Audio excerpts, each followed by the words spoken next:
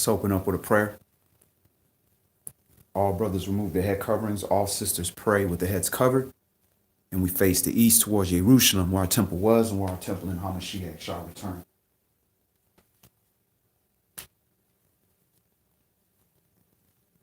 Abba Father, Yahweh, Elohim, the Allah of Abraham, Yashak, and Yaakov.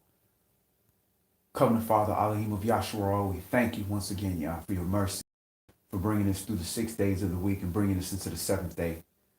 We humbly come before you as your servants, Yah, with full acknowledgement, Yah, that we can't do nothing without you. And we ask humbly, Yah, that you provide your spirit of understanding, Yah, as we gather, Yah, and deliver this message unto your people, Yah. We ask that you remove our words and put your words in our heart and allow us to speak with a pureness, Yahweh, without an agenda, but with your spirit, Yah, to deliver the message that you need for all of us to hear, Yah. We acknowledge, Yah, that this is not of ourselves, Yah, that it's your spirit, Yah, it's your time and your fulfillment that will be fulfilled with or without our participation, Yah. For if we do not show you uprightness, Yah, then you are going to show yourself the same way that we show ourselves to you, Yah. And we do not want to be dealt with in that type of manner, Yah. We want you to help us repent, Yah. We want you to help us open our eyes and our ears to hear so that we can see the signs that you put before us, Yah. We want you to increase our ability to allow us to be obedient, Yah, to your word, Yah, so that we can move according to your pace and not our own. We humbly ask, Yah, that you allow your spirit, Yah, to reside in this building, Yah, as we gather to keep your holy convocation, Yah, your Kodesh Mikra, as you commanded, Yah, not for our holiness' sake, but for your sake, Yah, so that the world may know that there is a remnant of servants that gather to keep your days, Yah, your commandments according to your will, Yah. So we thank you once again for your mercy of tearing with us and being patient with us, Yah. And we ask that you help us produce our cause, Yah. Help us, your servants that seek to help fulfill your prophecies from faith and from belief, Yah. Please empower us, Yah. And we ask, Yah, that you allow us to see the error in our own ways and to come together as a nation, Yah, to get these works done in your time, Yah, not in our own, but in your time. And we confirm these things as you say fit in your word, Yah. These things we humbly come before you, and we thank and pray through your holy, humble, anointed Son, Yahshua HaMashiach, in which all praise, majesty, might, and dominion resides here forevermore. Through you, your majesty, in the name of Yahweh Shai, we thank and pray. Amen. Amen.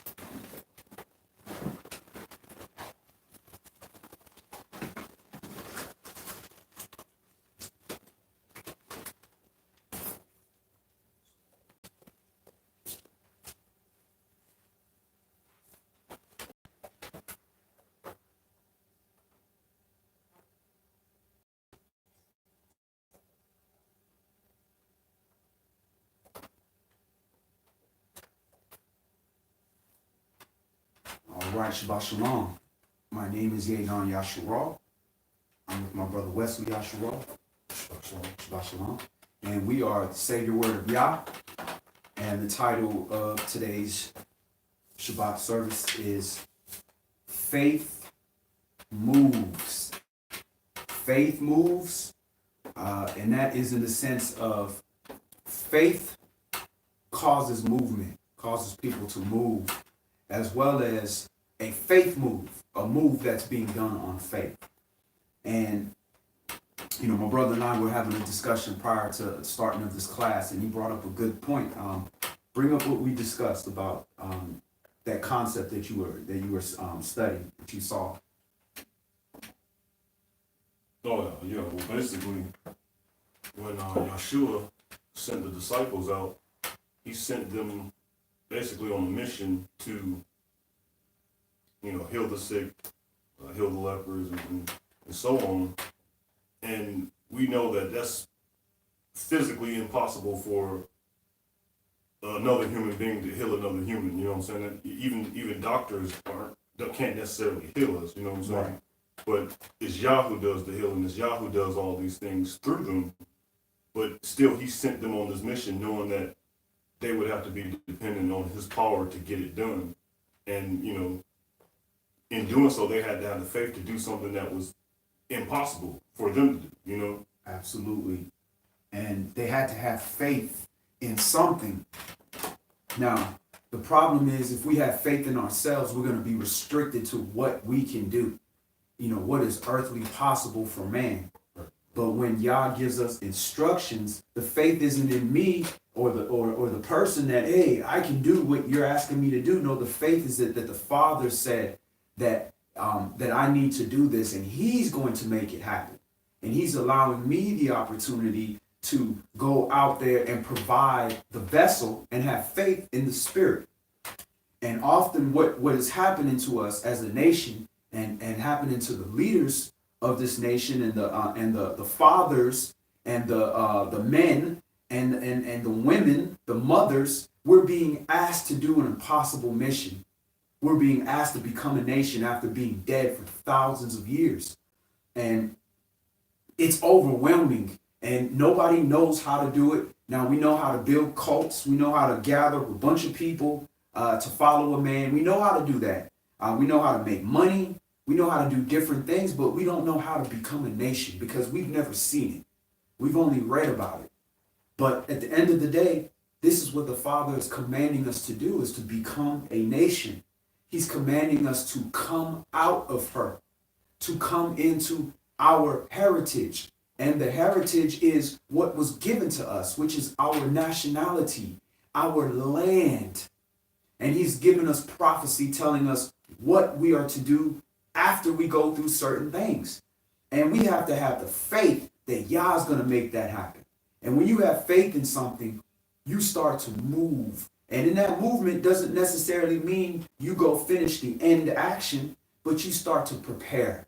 You start to prepare to accomplish the thing that Yah is doing, because you know that Yah can snap his finger and make anything happen, but he's asking you to do it, which means you have to start to do something.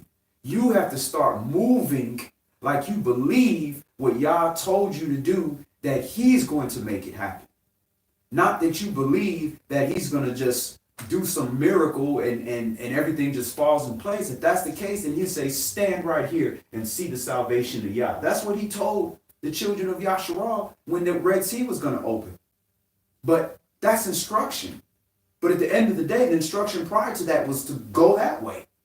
So we have to prepare. When we are having children, for us fathers and mothers, when we are having children, we know that there's a certain amount of time, and after that time, that baby's going to come. We don't know the exact day, but we know a certain period, certain marks have to pass.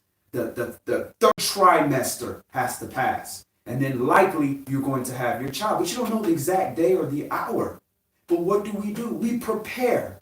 We prepare to have that baby. We get a go bag. We make sure that our wife has her bag, her overnight bag. She has her stuff. We make sure that I got my pager or my cell phone, or I got a way to reach me. I talk to my boss. Listen, my wife is about to have this baby any moment. So if I got to run, I got to run. Just letting you know, you might want to prepare people because if I get the call, I got to go.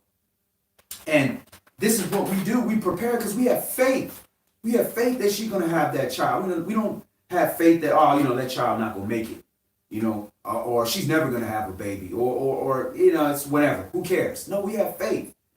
So what I want our audience to understand, Savior Word of YAH, the main mission of Savior Word of YAH is to help prepare our people and to spread the message that we need to come together and be a nation. It's time for us to be a nation. And one of the major tenets of that nation is our land, to prepare to enter into our land. And before we can even enter into our land, there's a preparation in that, which means there's a wilderness journey, which is going to prepare us to enter in the land. But we have to prepare to enter into the wilderness and be sanctified so that we can enter into our land. So the main message that we have to give is it's time to come out of her.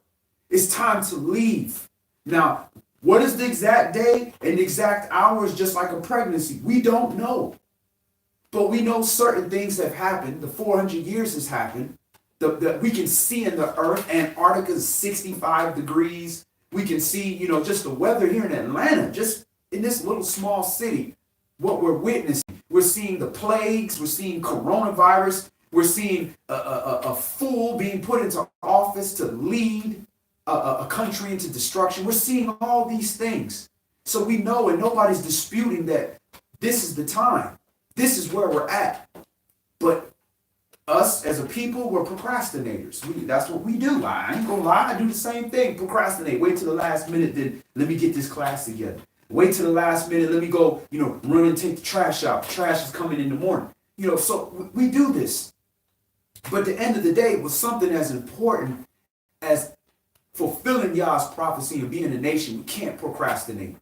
So the message today is that if we have faith in Yah's word, then he's telling us to move, then we have to prepare to move. We have to start. We have to act like we know that he's going to make a way for us, which means we have to start preparing. And we have to understand. So we're going to look at this because, again, it's not my word. It's not Brother West's word. It's not the elder's word. It's the word of the Most High, the Savior word of Yah. So we're going to examine that concept of having faith in the instructions of the Most High and start to move.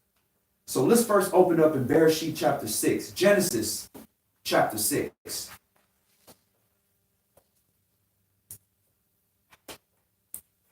And Shabbat Shalom, Brother Yafi Yehuda. Good to see you, family. Shabbat Shalom, Sis Ariel Smith. Good to see you as well. Shabbat Shalom, Brother Melvin Shelley. And Shabbat Shalom, Brother Brian Davis. Good to see y'all, family. Shabbat Shalom to my sisters, Yahanaya Yasharala, and my sister, Tamika Wilson. Good to see y'all. And, these messages, all the teaching that we teach and we go over is preparation. It's not preparation for us to stay here. It's preparation for us to be able to leave and become a nation. And it's a very complex process. It's not as simple as let's just get up and walk out of here. No, we have to be prepared. We have to act like we're going on a 1,000-mile journey. We have to act like we're getting ready to go into a wilderness. We have to act like we're grossly understaffed, underprepared, underqualified for the mission that we're on, and we need to elicit the favor of the Most High. And the best way to elicit the favor of the Most High is to be obedient, to show faith, and that will be counted as righteousness because our actions are not going to be good enough. Our knowledge is not going to be good enough. We see through a dim glass, and we're seeing a shadow of things to come. We're underqualified. We don't have enough information to make a final judgment call. All we have enough information is to move. Move unto the next step and let Yah clear the path. So we're starting in Genesis, Bereshit, chapter 6, and we're going to start this at verse 1. And it came to pass, when men began to multiply on the face of the earth, and daughters were born unto them, that the sons of Elohim saw the daughters of men, that they were fair, and they took them wives of all which they chose. All right, so the sons of Elohim, in my understanding, these sons of Elohim weren't some, angels that looked like men or whatever. No, these were angels, spirits that went into the daughters of men. Spirits that should not have gone into us, that changed us, that even caused us to be able to do things that we shouldn't have no knowledge of, that made us powerful, made us mighty in the earth before we knew how to really be righteous. So these sons of Elohim are angels, these spirits going into men. And now these men are creating a different type of man. And I saw an interesting article the other day where it talks about the ghost DNA. The ghost DNA found out of Western Africans. And basically what they're calling a ghost is because they're seeing a different DNA pattern that they've never seen before. Just calling it ghost. It's not like a physical, Casper the ghost floating around. But basically they're saying there was some kind of event where Homo sapiens mixed with a different type of human that created the DNA markers that they're only seeing out of Western Africa. And interesting, why Western Africa? Well, what's the last place we came out of? Western Africa. So, of course, you might find some things there because if we are set apart and we are different, then of course we're going to have different DNA. Something changed. When we were adopted and we were made, something changed. So, this is what I think, could be part of that. You're seeing something here where you're seeing a spirit entering into a man that's causing his DNA to change. To change it to something different. And now he's producing different types of things. Go ahead. Genesis chapter 6 and verse 3. And Yahweh said, my spirit shall not always strive with man, for that he also is flesh. Yet his days shall be 120 years. So Yah did not like man allowing these spirits in him, which were creating a different type of continence on man. For example, when you see people possessed with evil spirits, their continence change. They look different. Their eyes is different. Some even morph. So that the spirit affects the flesh in a way that's different. To even the point where you see Yahshua was able to transfigure and change. So now what you're seeing here is Yah saying, I'm not happy with this mixture that's being created now, with this spirit that is on this man, that is changing this man a certain way. And he's saying, I'm numbering their days. 120 years. That's it. That's all they got left. Now we know that they're not saying that, oh man, only going to live to be 120 years, because we see people that live older than that. So that's not what that means. He's numbering man. Man is going to be cut off in 120 years. Now, whether Noah was told this or this is being told after the fact by Moshe, I would have to see more information to show that. But I don't see any information here that Noah was given the exact amount of time that he had to do what he needed to do. But Yah is saying right here how much time it was. Go ahead. There were giants, verse 4, there were giants in the earth in those days, and also after that, when the sons of Elohim came in unto the daughters of men, and they bare children to them, the same became mighty men, which were of old, men of renown. All right, so let's look at that word for giants, just so we can keep things in perspective. It said they were giants in those days. What was the Hebrew word for giants? H5303. H5303. So it should be a Nephil.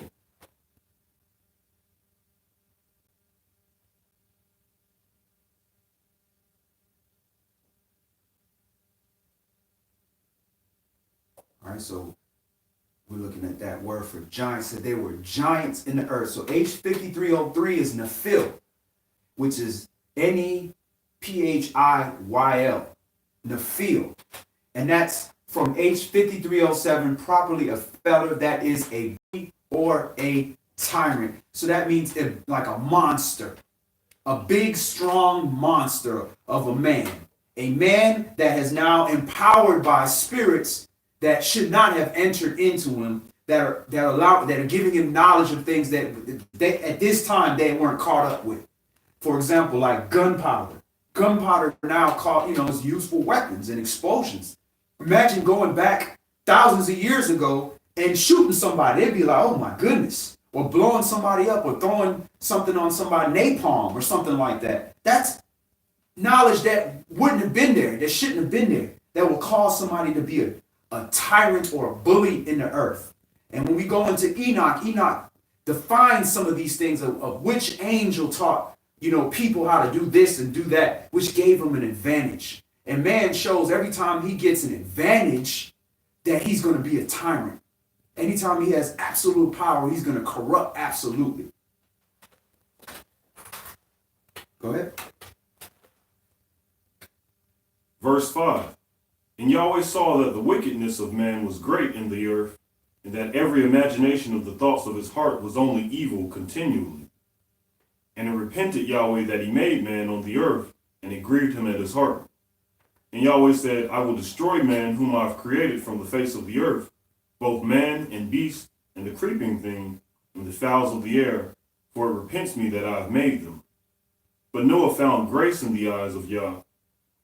These are the generations of Noah. Noah was a just man and perfect in his generations, and Noah walked with Elohim. And Noah begat 3 sons, Shem, Ham, and Japheth. And the earth was also corrupt before Elohim, and the earth was filled with violence. And Elohim looked upon the earth, and behold, it was corrupt, for all flesh had corrupted his way upon the earth.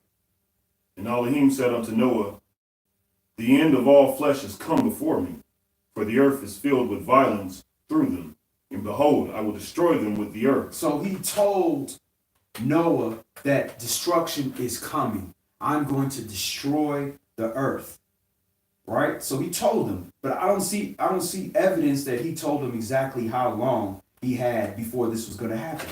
But he told him, I'm going to destroy the earth. So that's enough information. Go ahead.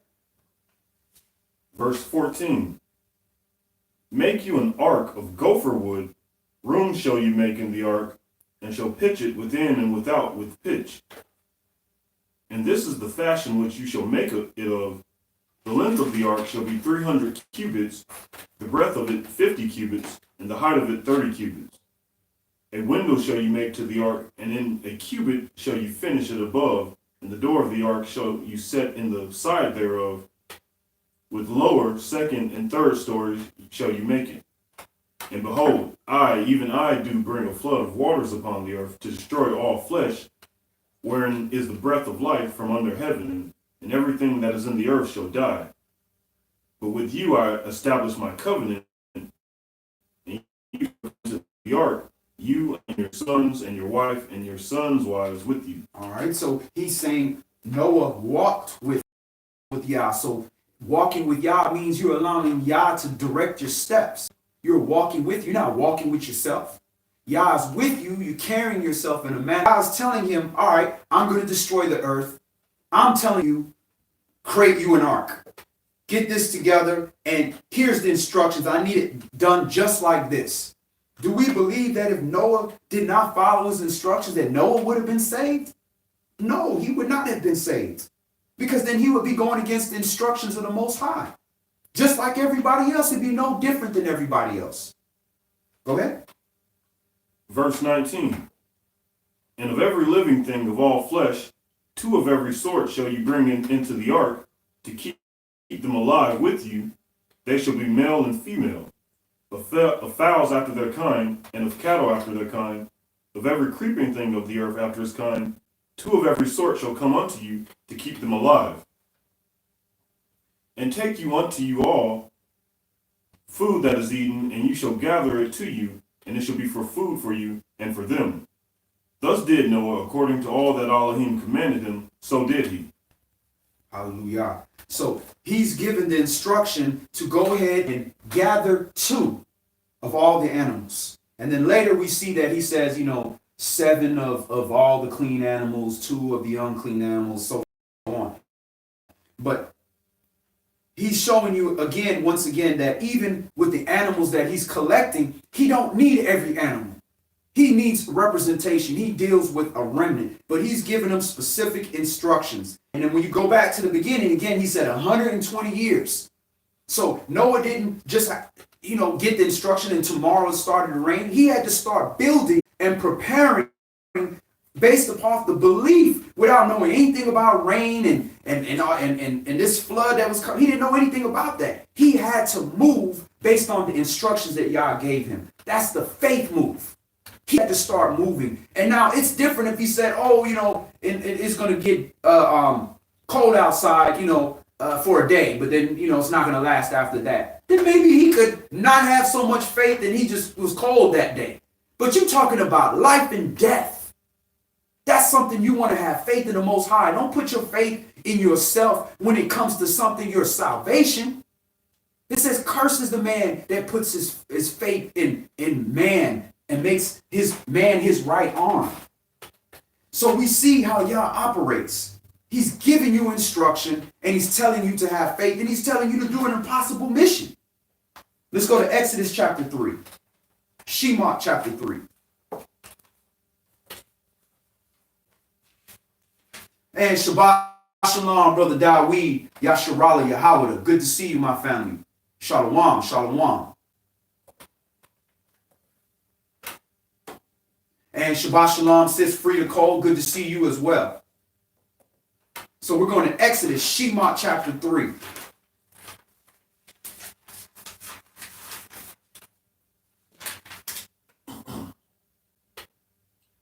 Exodus chapter 3 and verse 1. Now Moshe kept the flock of Jethro, his father-in-law, the priest of Midian, and he led the flock to the backside of the desert and came to the mountain of Elohim, even to Horeb. And the angel of Yahweh appeared unto him in a flame of fire out of the midst of a bush. And he looked, and behold, the bush burned with fire, and the bush was not consumed. And Moshe said, I will now turn aside and see this great sight, why the bush is not burned. And when Yahweh saw that he turned aside to see, Elohim called unto him out of the midst of the bush and said, Moshe, Moshe. And he said, Here I am.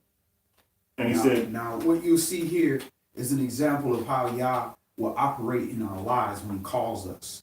Sometimes he will set things on fire around you. And this fire is burning, and you're saying, surely this is supposed to devour whatever's on fire. It might even be you. But for some reason, it's not being devoured. And YAH will do that to call you to his attention so that you can pay attention. Something important instruction is about to come your way. But if you're caught up in the fire, you're stuck in the fire and not focused on what is the message of this fire that he's putting, then you might lose the instruction. And he said, Draw not near here, put off your shoes from your feet, for the place where you stand is holy ground. Moreover, he said, I'm the Elohim of your father, the Elohim of Abraham, the Elohim of Yishak, and the Elohim of Yaakov.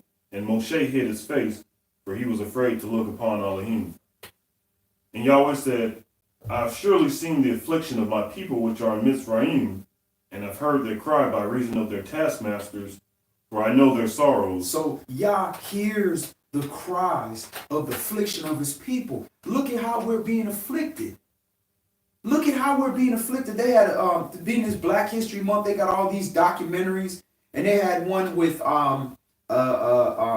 what's the guy from Matrix?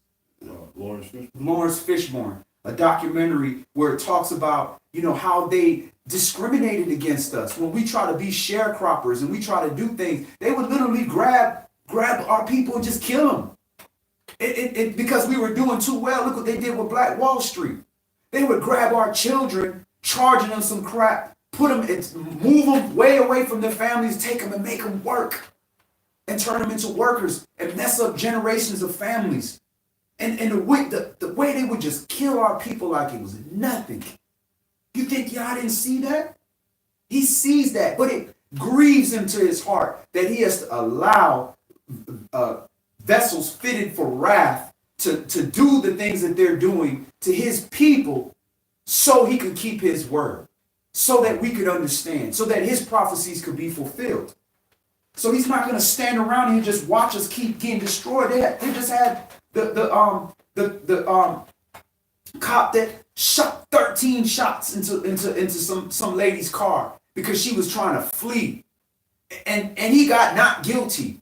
They got this other cop that stomped this man in his face on the ground while he's laying down, ran over there where this guy's already handcuffed and just stomped him on his face.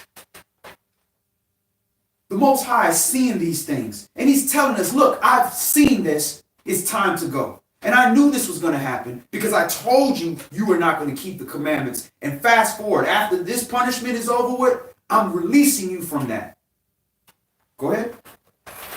Exodus chapter 3 and verse 8. And I am come down to deliver them out of the hand of the Mizrites, and to bring them up out of the land unto a good land, and a large, and unto a flowing with milk and honey, unto the place of the Canaanites, and the Hittites, and the Amorites, and the Perizzites, and the Hivites, and the Jebusites. He's telling us, I have a land prepared for you. I have a place that belongs to you. That is the milk of all lands, the fat of all lands. A place where somebody else is, but I'm going to give it back to you. What's so wrong with that? But just like in our times, it was just like that back then. People were used to slavery and did not want to move. This is why Harriet Tubman said, I could have freed more people if they knew they were slaves. Go ahead. Now therefore, behold, the cry of the children of Yasharal has come up to me, and I have also seen the oppression wherewith the Mizrites oppressed them. Come now therefore, and I will send them unto Pharaoh, that you may bring forth my people, the children of Yasharal, out of Mizraim. Now let me tell you, here's another testimony. My brother came from Augusta, him and his family, because his father-in-law had a heart attack and had a pneumonia attack and was working and got stuck here in Atlanta. He had to drive in his family several days back and forth from Augusta here to the hospital. So now the weekend is coming upon. He is forced to get a hotel room. They go to the Super 8 hotel room in North Decatur. And they pay for a room, 2-bedroom room for them to, him, his wife, the handicapped brother-in-law, and a 16-year-old son to stay with them. Right? So they pay for the room. They arrive like 1, 2 o'clock in the morning after going back and forth from Atlanta. The people, the Hindu dude or Indian guy sees 4 people going into the room. He turns around and charges them for an additional room for an additional 2 nights, saying they had too many people in the room. Then threatened him and said, if he don't pay it, he calling the police. This is the type of oppression that he had. And then claimed that they had 5 people in the room when it was 4. And they were only basically securing the room for the handicapped brother and the son. They go into the hospital. But this is the type of oppression that we are under. And he's doing this on the Shabbat. This is the kind of oppression that we're under as a people. And this is nothing. And the other nations do it too because this is the standard. So the Most High is like, enough is enough. Tired of that. I want my people out of here. This place is going to be judged. Come out. Now, where we made mistake earlier, and we can acknowledge that, is we thought that the Most High was telling us based upon the scriptures that we had to leave right away. That's what we thought. We thought the judgment was coming right away. But obviously it did not come right away. Just like it didn't come right away for Noah. Like it didn't come right away for Moshe. It ain't come right away for us. But when the destruction comes, we know that it's going to be quick. Because it says in a day, you're going to see this whole place destroyed.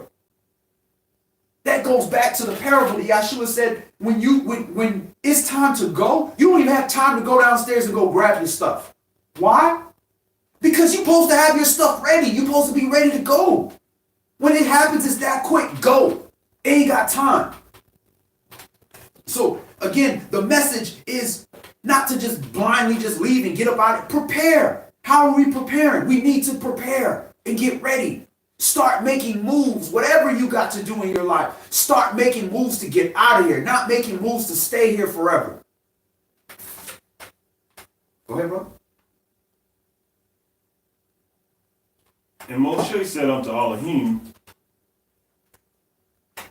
who am I that I should go unto Pharaoh, and that I should bring forth the children of Yasharal out of Mizraim? Moshe, like, you're asking me to do an impossible mission. The people don't even deal with me like that. I wasn't even around them like that. I'm like a sellout to them because I'm in Pharaoh's house. And you're asking me to go be this big representative. I can barely speak Hebrew. I don't speak Hebrew fluent like that. I grew up in Pharaoh's house. But you're asking me to do this? Who am I? It ain't about who you are. It's about who Yah is and who we are to Yah. We are his vessels that he chose. So when he gives us something, we have to have faith in his word, not faith in us and our abilities, and start moving. Go ahead. And he said, certainly I will be with you, and this shall be a token unto you that I've sent you. When you have brought forth the people out of Mizraim, you shall serve Elohim upon this mountain. And Moshe said unto Elohim, behold, when I come unto the children of Mizraim, of Yasharal, and shall say unto them, the Elohim of your fathers has sent me unto you, and they shall say to me, what is his name? What shall I say unto them? And Elohim said unto Moshe, I am that I am. And he said, thus shall you say unto the children of Yasharal, I am has sent me right unto you. So that's what you shall say to them. This is who sent you. I am. Go ahead. And Elohim said moreover unto Moshe, thus shall you say unto the children of Yasharal, Yahweh Elohim of your fathers, the Elohim of Abraham, the Elohim of Yishak, and the Elohim of Jacob has sent me unto you.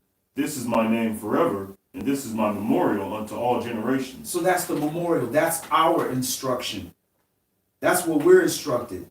Yahweh or Yahuwah or Yahweh or Yahweh, however it's pronounced, Yad-He-Wah-He, has sent me unto you. The children of Yasharal, the olive Abraham, the olive Esau, the olive Jacob. This is my memorial to all your generations. Go ahead. Go and gather the elders of Yasharal together, and say unto them, Yahweh Elohim of your fathers, the Elohim of Abraham, of Yishak, and of Jacob, appeared unto me, saying, I have surely visited you, and seen that which is done to you in Mizraim. And I have said, I will bring you up out of the affliction of Mizraim unto the land of the Canaanites, and the Hittites, and the Amorites, and the Perizzites, and the Hivites, and the Jebusites, unto a land flowing with milk and honey.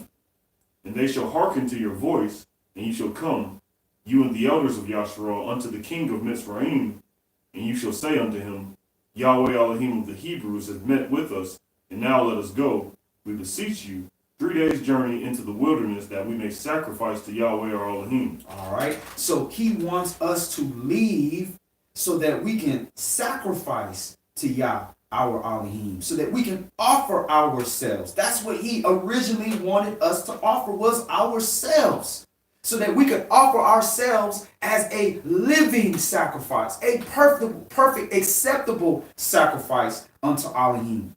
A sacrifice of obedience, of thanksgiving, of glory, to become a nation. This is what he's asking. A nation has a heritage. He's giving us a heritage. In the wilderness, he was going to give us his laws of righteousness so that we could be cleansed, so that we can no longer be slaves, get circumcised, and come into our land. But we couldn't do that in Egypt.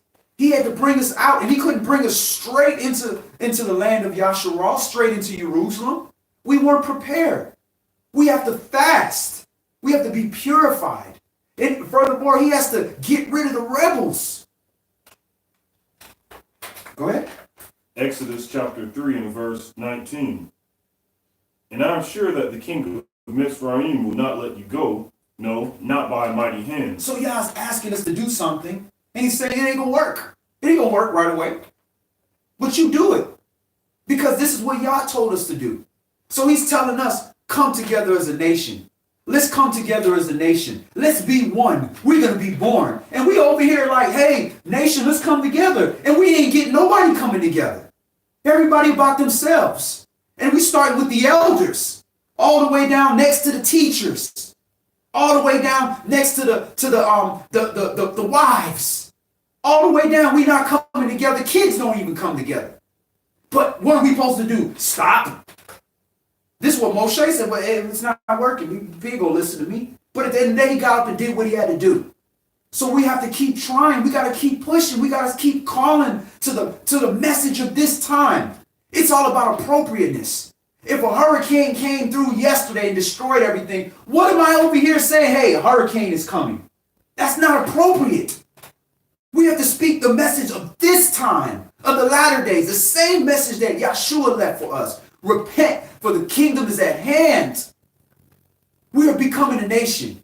So that is the message that we have to come together to get out of here. That's the message. Now, when I don't have the when, I just know where we are in time. Where we are in time is this country, judgment is coming. It stinks all the way up to heaven what they're doing, not only to the children of Yasharah, to their own people. So that message has gone all the way up, and it's time. It's time for us to prepare to get out of here. If we believe what Yah is telling us in this book, we have to start making moves. And those moves aren't for ourselves. We have to start preparing our people. We have to reach out to these people in these jails, our homeless people, these people of other religions. You know, everybody has to start hearing and to prepare in whatever way they can. Yah is going to do that. We can't do this. Yah is going to do this. But we have to do our part, which is to start making moves. Start acting like we believe what he's saying. Go ahead. Exodus chapter 3 and verse 21. And I will give this people favor in the sight of the Mitzrites, and it shall come to pass that when you go, you shall not go empty. But every woman shall borrow of her neighbor, and of her that sojourns in her house, jewels of silver and jewels of gold and raiment, and you shall put them upon your sons and upon your daughters, and you shall spoil the Mitzrites. And Moshe answered and said, but behold, All right, we're going to chapter 4, but we want to read Shemot chapter 4. We just want to read 18 through 23. I just want to stress another point. Exodus chapter 4 and verse 18. And Moshe went and returned to Jethro, his father-in-law, and said unto him, let me go, I pray you, and return unto my brethren which are in Mizraim, and see whether they be yet alive. And Jethro said to Moshe, go in peace. And Yahweh said unto Moshe in Midian, go, return into Mizraim, for all the men are dead which sought your life. Even that, he's telling him to go where people trying to kill you. Go ahead. And Moshe took his wife and his sons and set them upon a donkey, and he returned to the land of Mizraim. And Moshe took the rod of Elohim in his hand. And Yahweh said unto Moshe, when you go to return into Mizraim, see that you do all those wonders before Pharaoh, which I have put in your hand, but I will harden his heart, that he shall not let the people go. Once again, he's giving you an impossible mission. Go do something that you can't do. It ain't gonna work. Go ahead. And you shall say unto Pharaoh, thus says Yahweh, Yasharah is my son, even my firstborn. And I say unto you, son go, that he may serve me. And if you refuse to let him go, behold, I will slay your son, even your firstborn. Let my son go, that he may serve me. We can't serve him in a strange land. We can't. It's just not possible for us to keep these laws. The laws that he gave us that were the laws of the land. Now, the moral code, we have to do the best we can because we're here. The acknowledgement of his memorials, we got to do the best we can. But that's partial. That's partial. He wants his full glory. So that means he wants us to get out of this affliction, come out of this servitude, and become kings and queens in our land. So we have to prepare. That's what every last one of these classes is about, is preparing us. Preparing us because we're still trying to prepare too. We don't got it all. That's why it's an open forum. But also to prepare our people, to get their mind, take the slavery hat off and put the crown back on your head. Put the tiara back on your head and prepare to get out of here. In the wilderness so he can serve me. That is the instruction. We need to go back to our land and serve the Most High. All right, let's go to Revelation chapter 18. Revelation chapter 18. And it's not a popular message. Don't nobody want to hear that. People want to hear, let me get my credit right so I can go get this new house and get a 40-year mortgage. Let me get this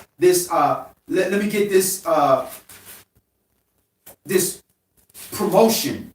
Let me get whatever. Let me get money. Let me do what I need to do so that I can have a better life here. And that's nothing wrong with that. That's human nature. That's what we want. We all want a better life. And Shabbat Shalom, Sister Tafara, good to see you. That we all want the better life. But Yah wants a supreme life for us. He wants us to be royalty. So we have to prepare ourselves to be kings and queens. Revelation chapter 18. And after these things I saw another angel come down from heaven, having great power, and the earth was lightened with his glory. And he cried mightily with a strong voice, saying, Babylon the great is fallen, and is become the habitation of devils, and the hold of every foul spirit, and a cage of every unclean and hateful bird. For all the nations have drunk of the wine of the wrath of her fornication, and the kings of the earth have committed fornication with her, and the merchants of the earth are waxed rich through the abundance of her delicacies. Through capitalism, through so-called democracy. This is the poison, the fornication. All these different things are all caused by this. You have the right to do whatever you want to do. Whereas the governing body should have been, these are the governing laws and you can't do those things. But no, this land is, you can do those things if you know how to do it legally. Not the precept of stealing. You can steal if you know how to do it legally. You can kill if you know how to do it legally. You can, you can vote and decide what's right and what's wrong. We don't think that, the natural laws that were designed by nature, we don't think those are right. Most people don't care, so we're going to vote and make it this way.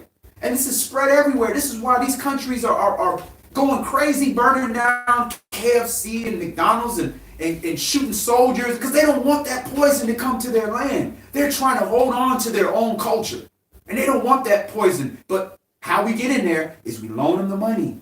We loan money to poor people so that we own the infrastructure. Now we got a KFC in there. Now we got a corporate headquarters. Now we got a bunch of poor people in a factory.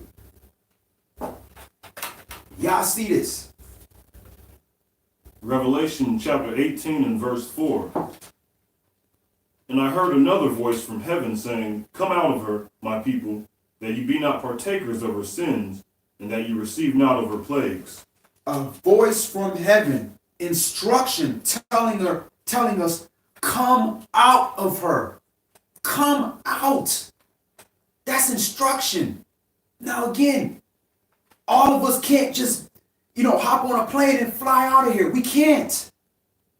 But we have to prepare. We got to do what we can do. And if you are able to go, you're able to go. If the Spirit moves you, if Yah told you it's time to go, that's your instruction. Go. But if he ain't told you leave right now, start preparing until he tells you, all right, it's time to go. Now you're like, great. I don't have to go downstairs and go grab my stuff. It's already with me. I'm ready. Even if you don't have nothing to take with you, but you're ready here because you have the faith, you have the understanding, you understand the prophecy. You know where you need to go. You know where you don't need to go. You know how to follow his instructions. And you know who to yoke yourself to and who not to yoke yourself to. But come out of her. Be not partakers of her sins. We're partakers of her sins. For example, look at this presidency.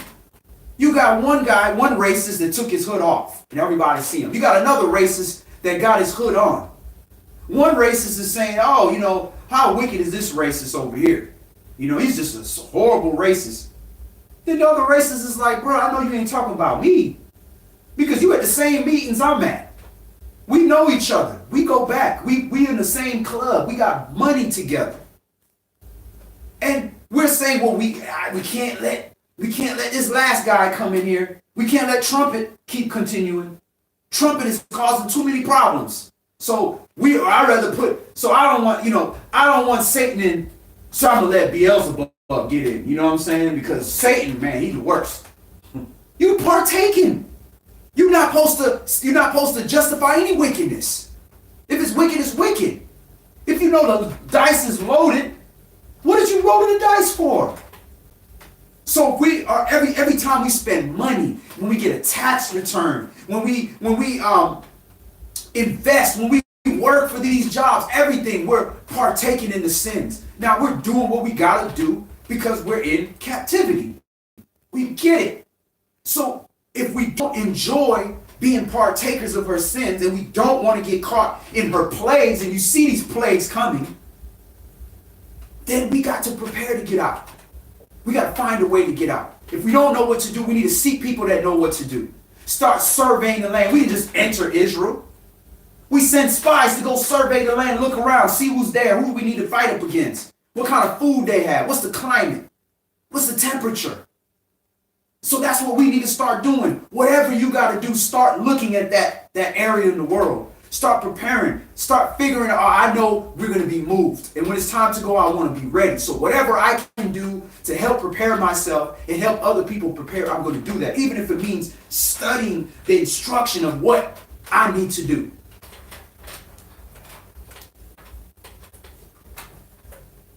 Verse 5. For her sins have reached unto heaven, and Elohim has remembered her iniquities. Reward her even as she has rewarded you, and double unto her double according to her works. And the cup which she has filled, fill to her double. How much she has glorified herself and lived deliciously, so much torment and sorrow give her.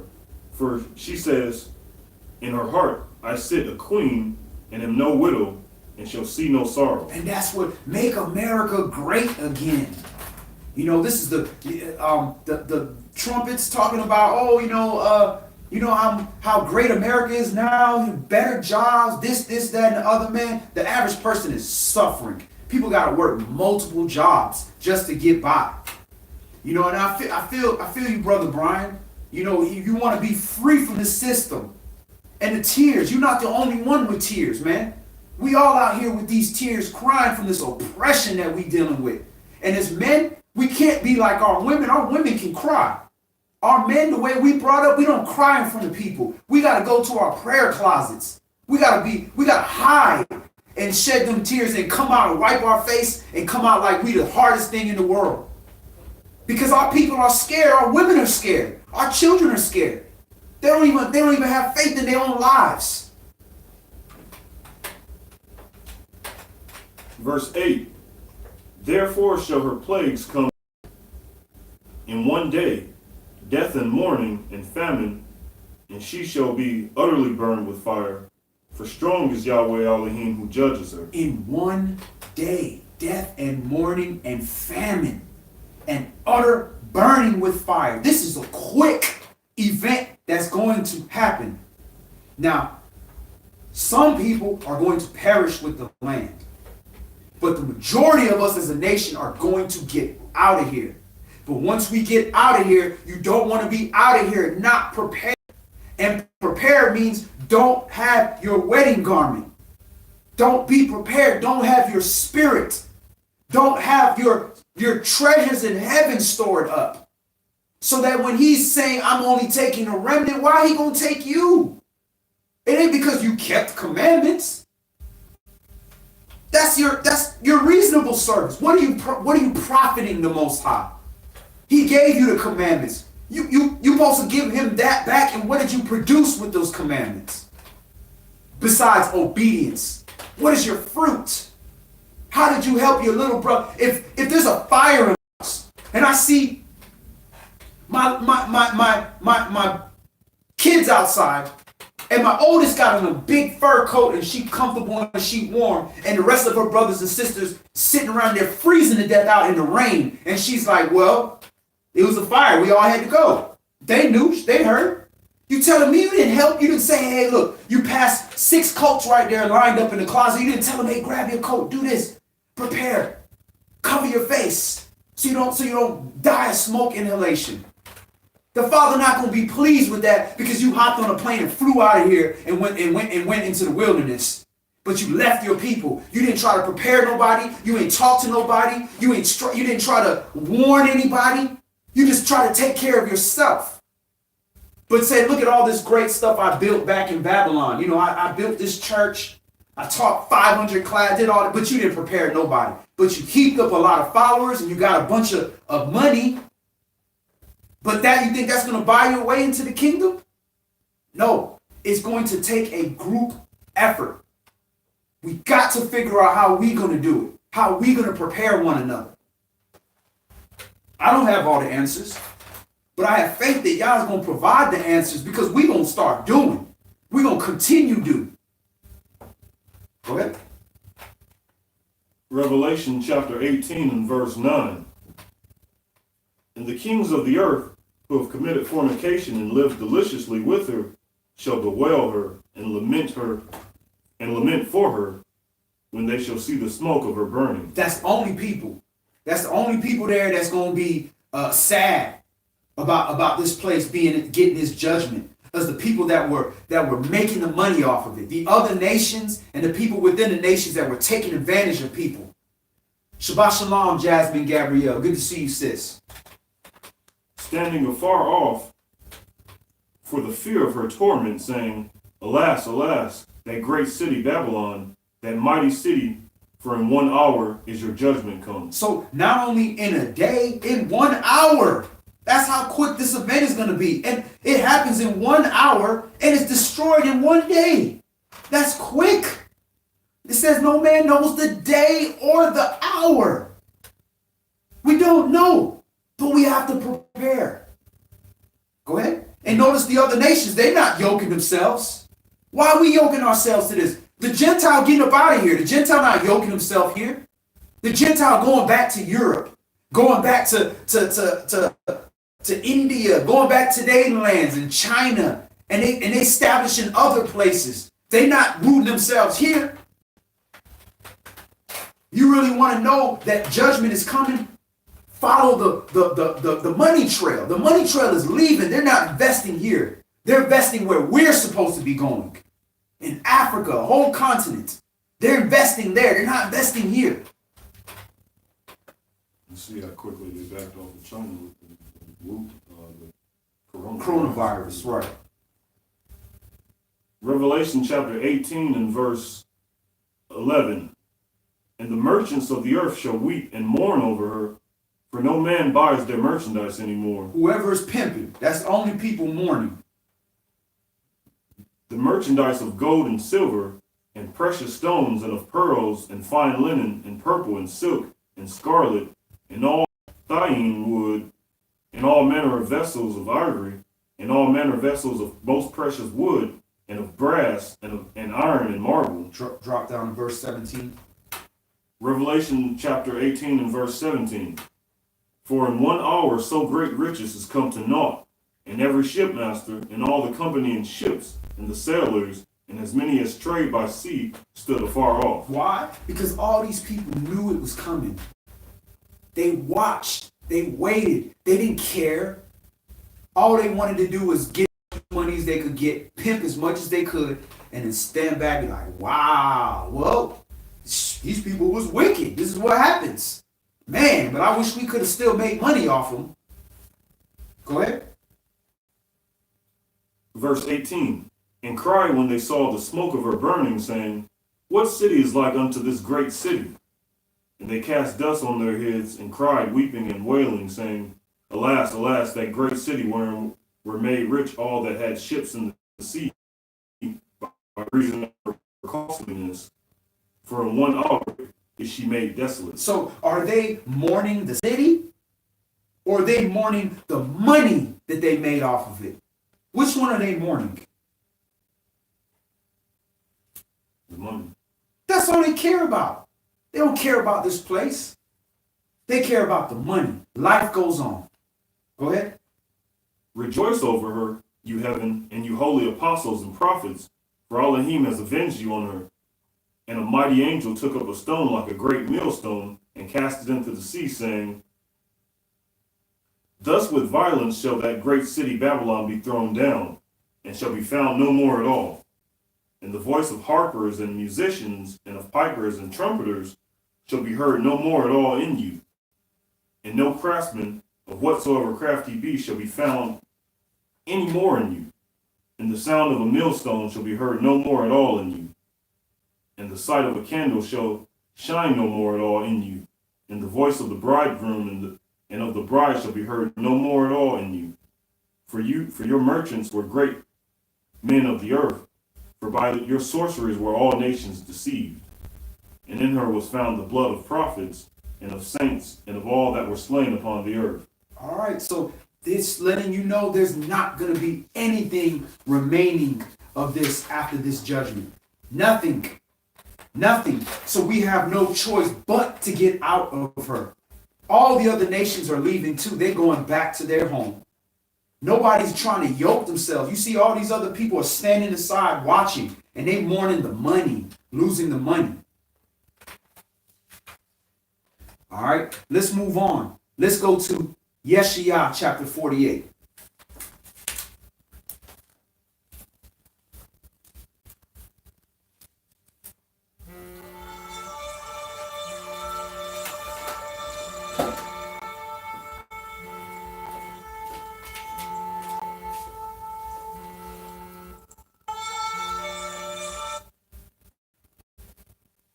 And Sis Tamika Wilson shared 2nd Esdras chapter 9 and verse 7.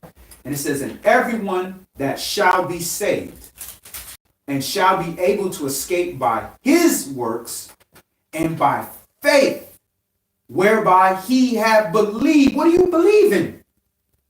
Shall be preserved from said perils and shall see my salvation. So we're going to YAH, Isaiah chapter 48. Y'all not going to stand by and just let this thing go on forever. I know it's not comfortable. We worked hard to get to where we are. And we don't want to just give it up and have to struggle again. But there's a better thing promised for us. And it's not saying you got to give up everything you have right now. Just make your priority to prepare. Isaiah, YAH, chapter 48 and verse 1.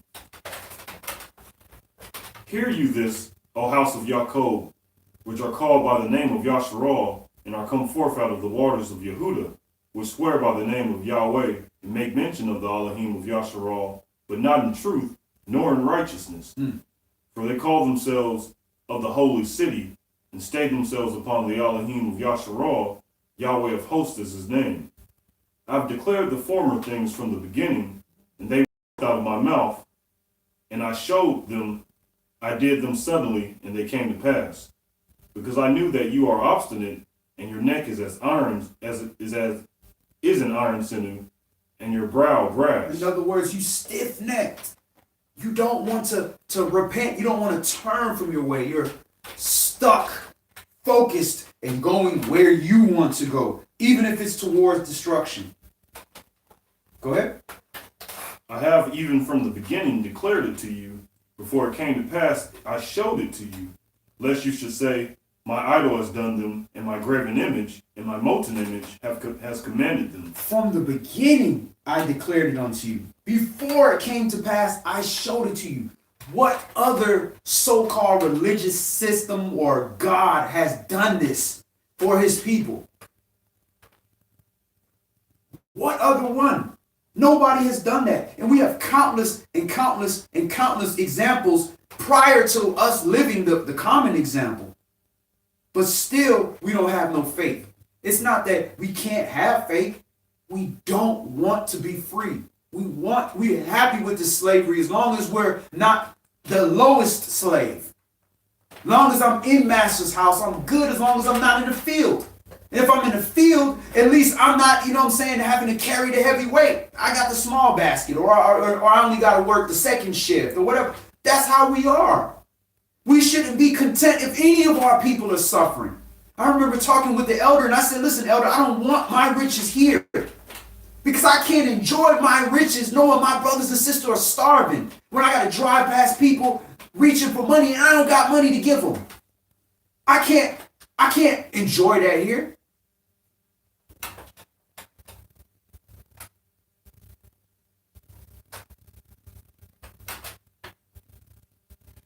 Isaiah chapter 48 and verse 6.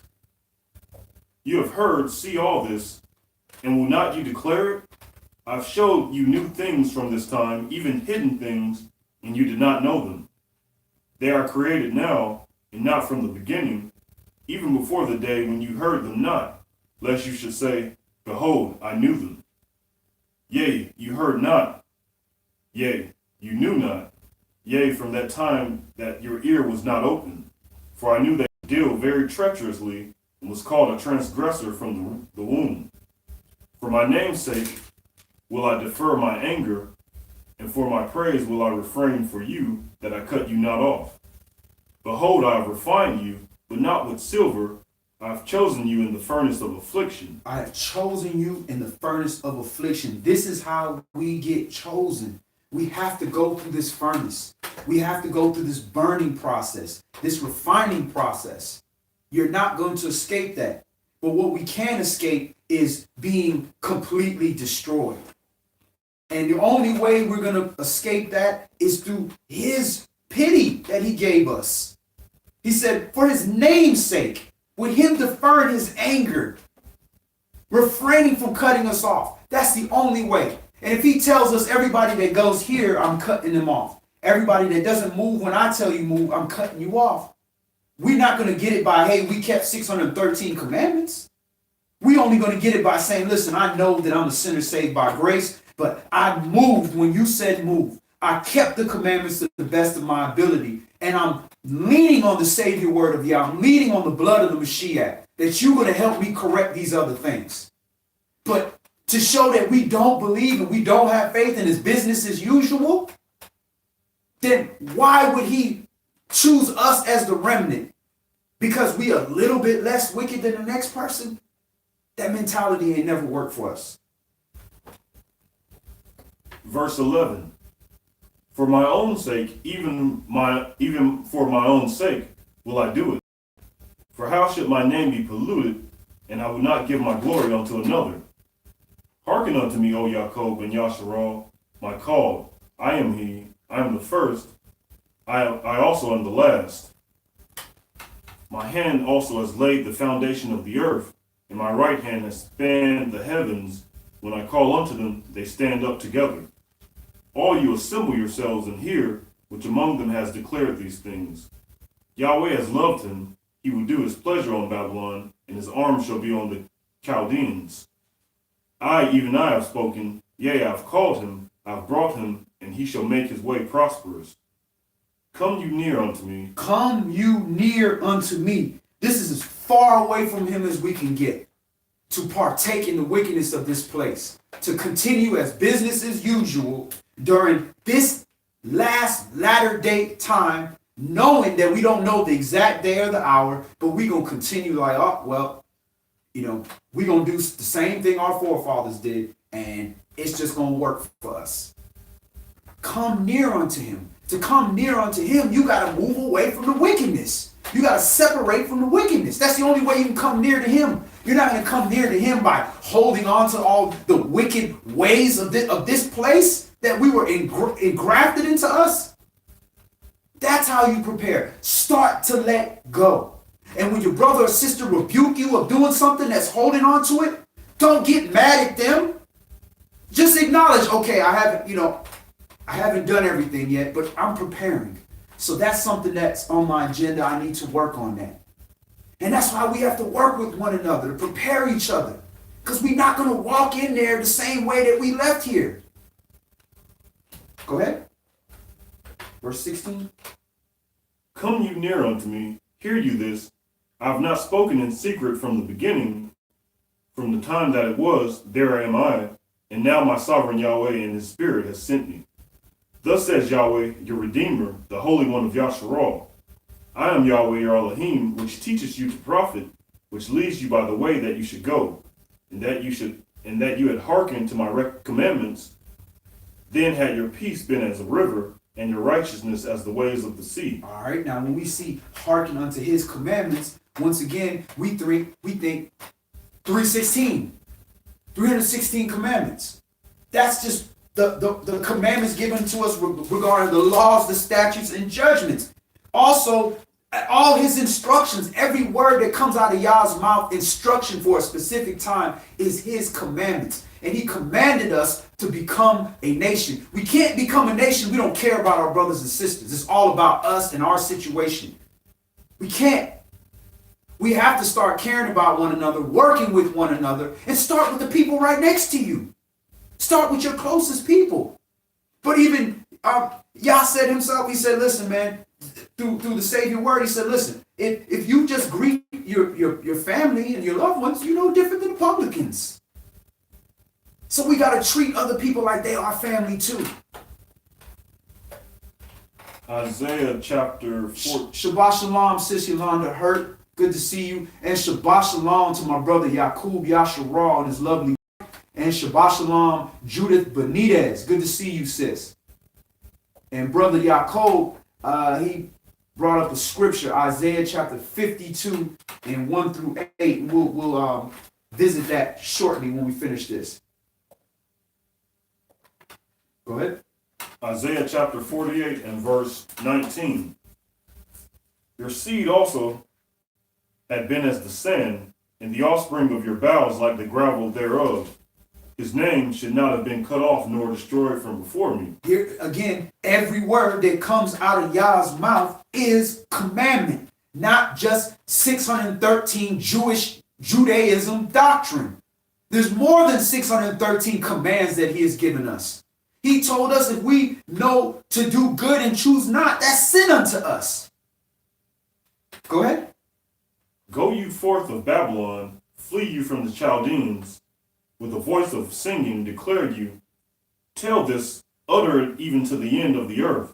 Say you, Yahweh has redeemed his servant Yaakov. Go you forth of confusion, flee you from the Chaldeans, with a voice of singing. Now, interesting enough, the Chaldeans, this is where Abraham came from Ur of Chaldees.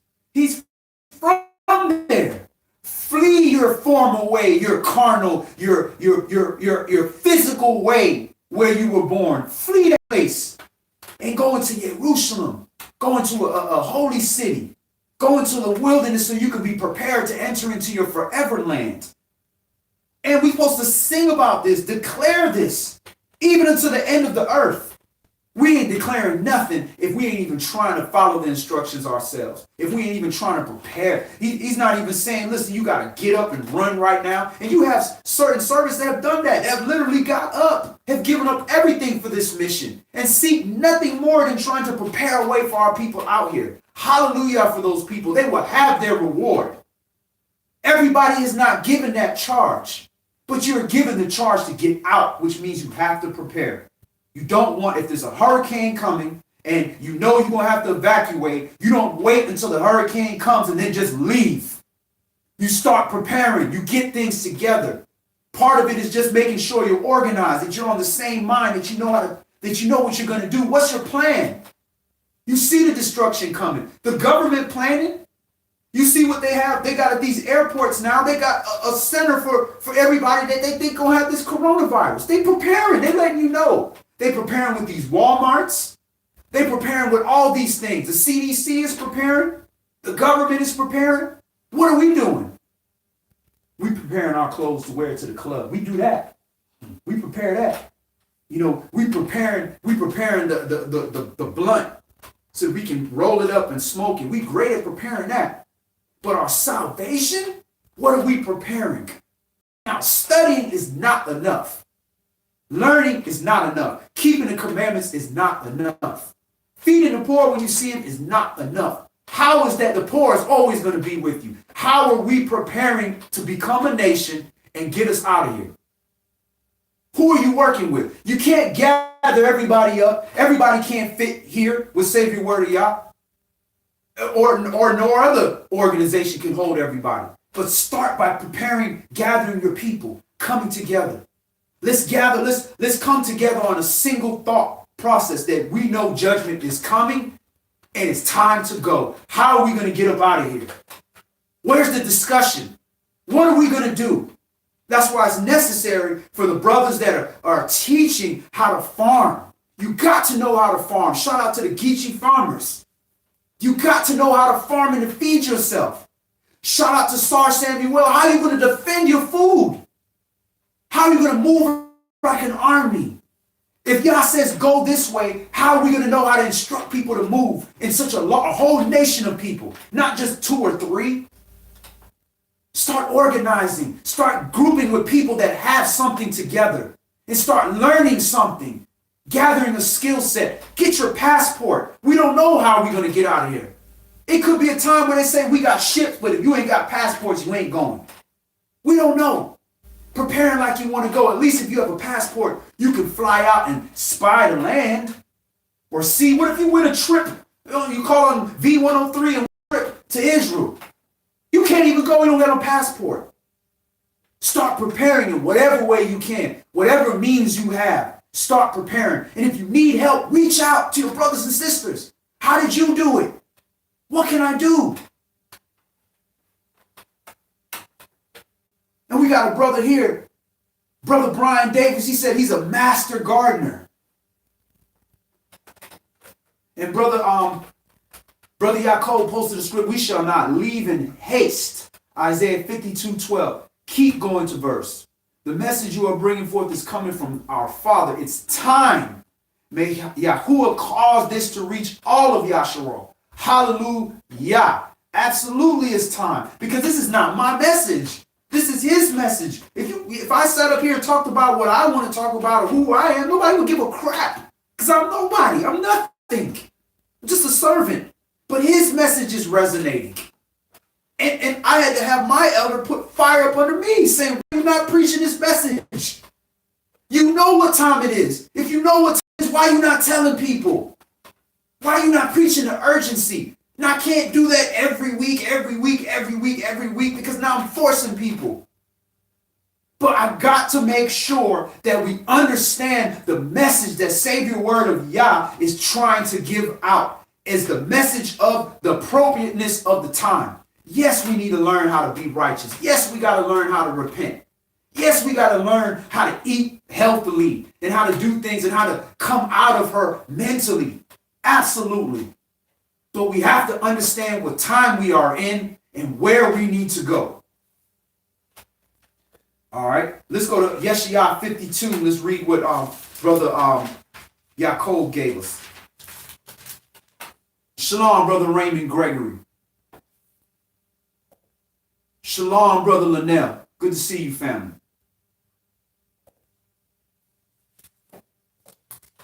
I believe the brother said he's in LA because he was talking about the time difference.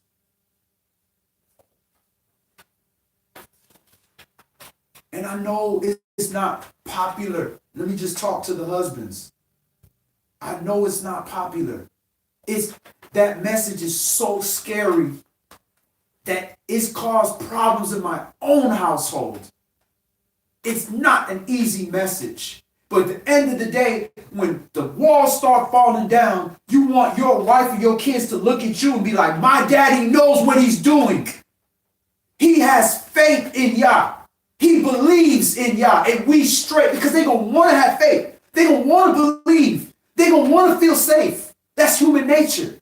But if you're not giving them the bullets to be loaded with faith, then they're going to panic. And they're going to do what all animals do. When fire breaks out, they're going to scatter and run in different directions. But you be strong. You put your faith in Yah. She don't got to understand. Your kids don't have to understand. You the priest. You got to understand what time it is. Just like she don't got to understand the fight when it's time to go. You got to understand. She got to understand the fight when you ain't around. You got to be trained too.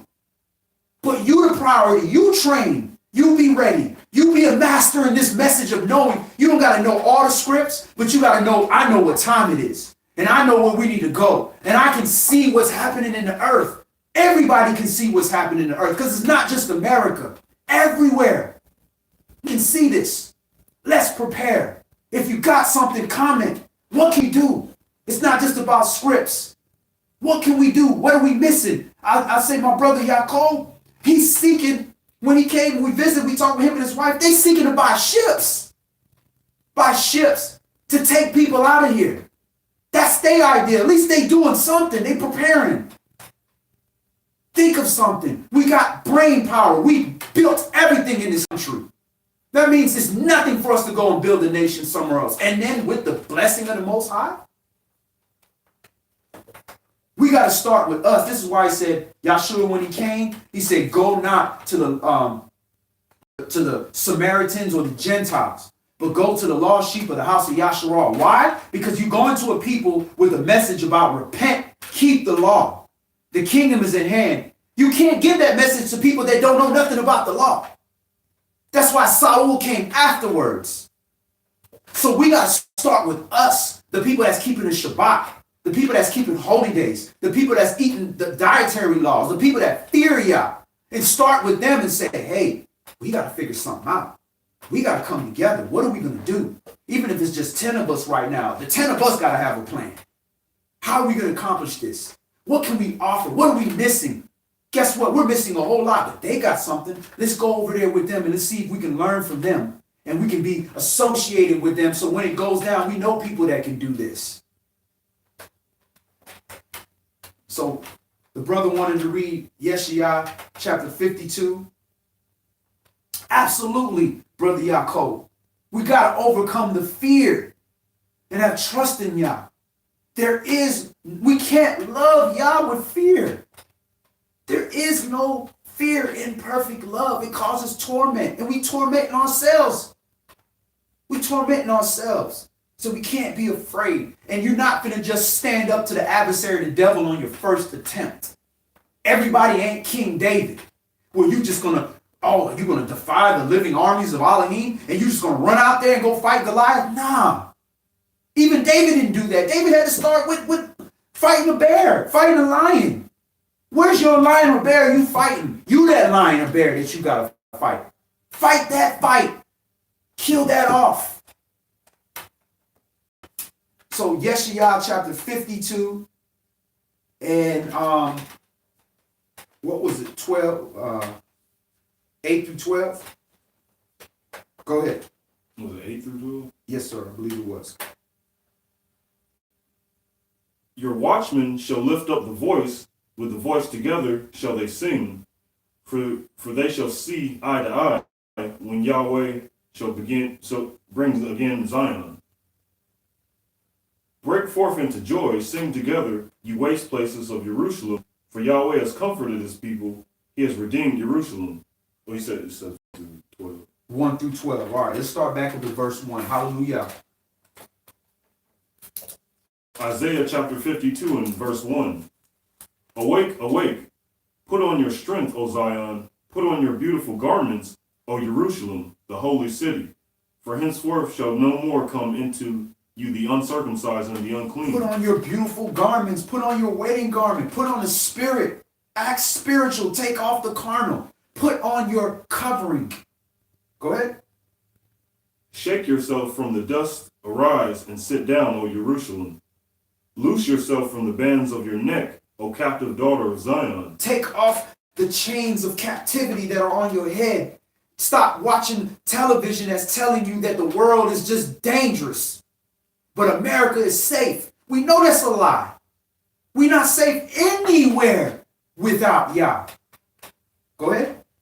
For thus says Yahweh, you have sold yourselves for naught, and you shall be redeemed without money. For thus says my sovereign Yahweh, my people went down aforetime into Mizraim to sojourn there, and the Assyrian oppressed them without cause. Now therefore, what have I here, says Yahweh, that my people is taken away for naught? They that rule over them make them, says Yahweh, and my name continually every day is blasphemed. Therefore my people shall know my name. Therefore they shall know in that day that I am he that does speak. Behold, it is I. How beautiful upon the mountains are the feet of him that brings good tidings, that publishes peace. And what's these good tidings? The news of the kingdom. The kingdom. A nation is being born. The good news. It's over. Yahshua is returning. Yah is returning. The kingdom cometh. The stone kingdom is coming. Go ahead. That brings good tidings of good, that publishes salvation, that says unto Zion, Elohim reigns. Your watchmen shall lift up the voice, with the voice together shall they sing, for they shall see eye to eye, when Yahweh shall bring again Zion. Break forth into joy, sing together, you waste places of Jerusalem. For Yahweh has comforted his people, he has redeemed Jerusalem. Yahweh has made bare his holy arm in the eyes of all the nations, and all the ends of the earth shall see the salvation of our Elohim. Depart you, go you out from thence, touch no unclean thing, go you out of the midst of her, be you clean that bear the vessels of Yahweh. For you shall not go out with haste, nor go by flight, for Yahweh will go before you, and the Elohim of Yahshua. The event is going to be occurring. When we leave, we knew. All right, let's go to 2 Corinthians chapter 6 and Todah Rabbah for that, Brother Yaakov. That was truly of the Spirit. As well as you, Sis Tamika Wilson. That was truly of the Spirit to add those comments, which shows you that this is not our message. This is Yah's message. Yah do not lie. And he show you 2, 3, 4 more witnesses. This is a spirit, and we all sharing of that same spirit. And we confirm that it was the time, that it was that day we thought we were given a mark. So we acted on, we put our name on the line, and we could have lost a whole bunch of people. Say, these guys don't know what they're talking about. We're not going to check. But we didn't care about that. We cared about our lives, our nation, our obedience, and we put our name on the line. And people mocked us, and they still mocking us, and then we don't care because we didn't come in this walk for a popularity contest to have a bunch of people lifting us up as the greatest. No, we came here to do the job, to be watchmen, to offer our portion, just like our brothers and sisters that are servants are offering their portion. We know different than them. We know better than them. 2 Corinthians chapter 6. We then, as workers together with him, beseech you also that you receive not the grace of Elohim in vain. For he says, I've heard you in a time accepted, and in the day of salvation have I succored you. Behold, now is the accepted time. Behold, now is the day of salvation. All right, so in case you didn't know, I have heard you in a time accepted. So all that crying out to Yah that we do, he heard us in his acceptable time. In the day of salvation has he secured us. Now is the accepted time. Now is the day of salvation. The clock has started. We have to start continuing like we believe these scriptures, that we're not doing this in vain, that this is not just a religion, that we're not putting on a show to look righteous, that we actually believe the word. We believe what he said happened, and we believe what he said is going to happen. So we're doing the best we can. And if we haven't done nothing, absolutely nothing, all the way up until today, today is the day that we start within the law with keeping the Shabbat. But today is the day we start. Verse 3, giving no offense in anything, that the ministry be not blamed, but in all things approving ourselves as the ministers of Elohim, in much patience, in afflictions, in necessities, in distresses, in stripes, in imprisonments, in tumults, in labors, in watching, in fastings, by pureness, by knowledge, by long suffering, by kindness, by the Holy Spirit, by love unfeigned, by the word of truth, by the power of Elohim, by the armor of righteousness on the right hand and on the left.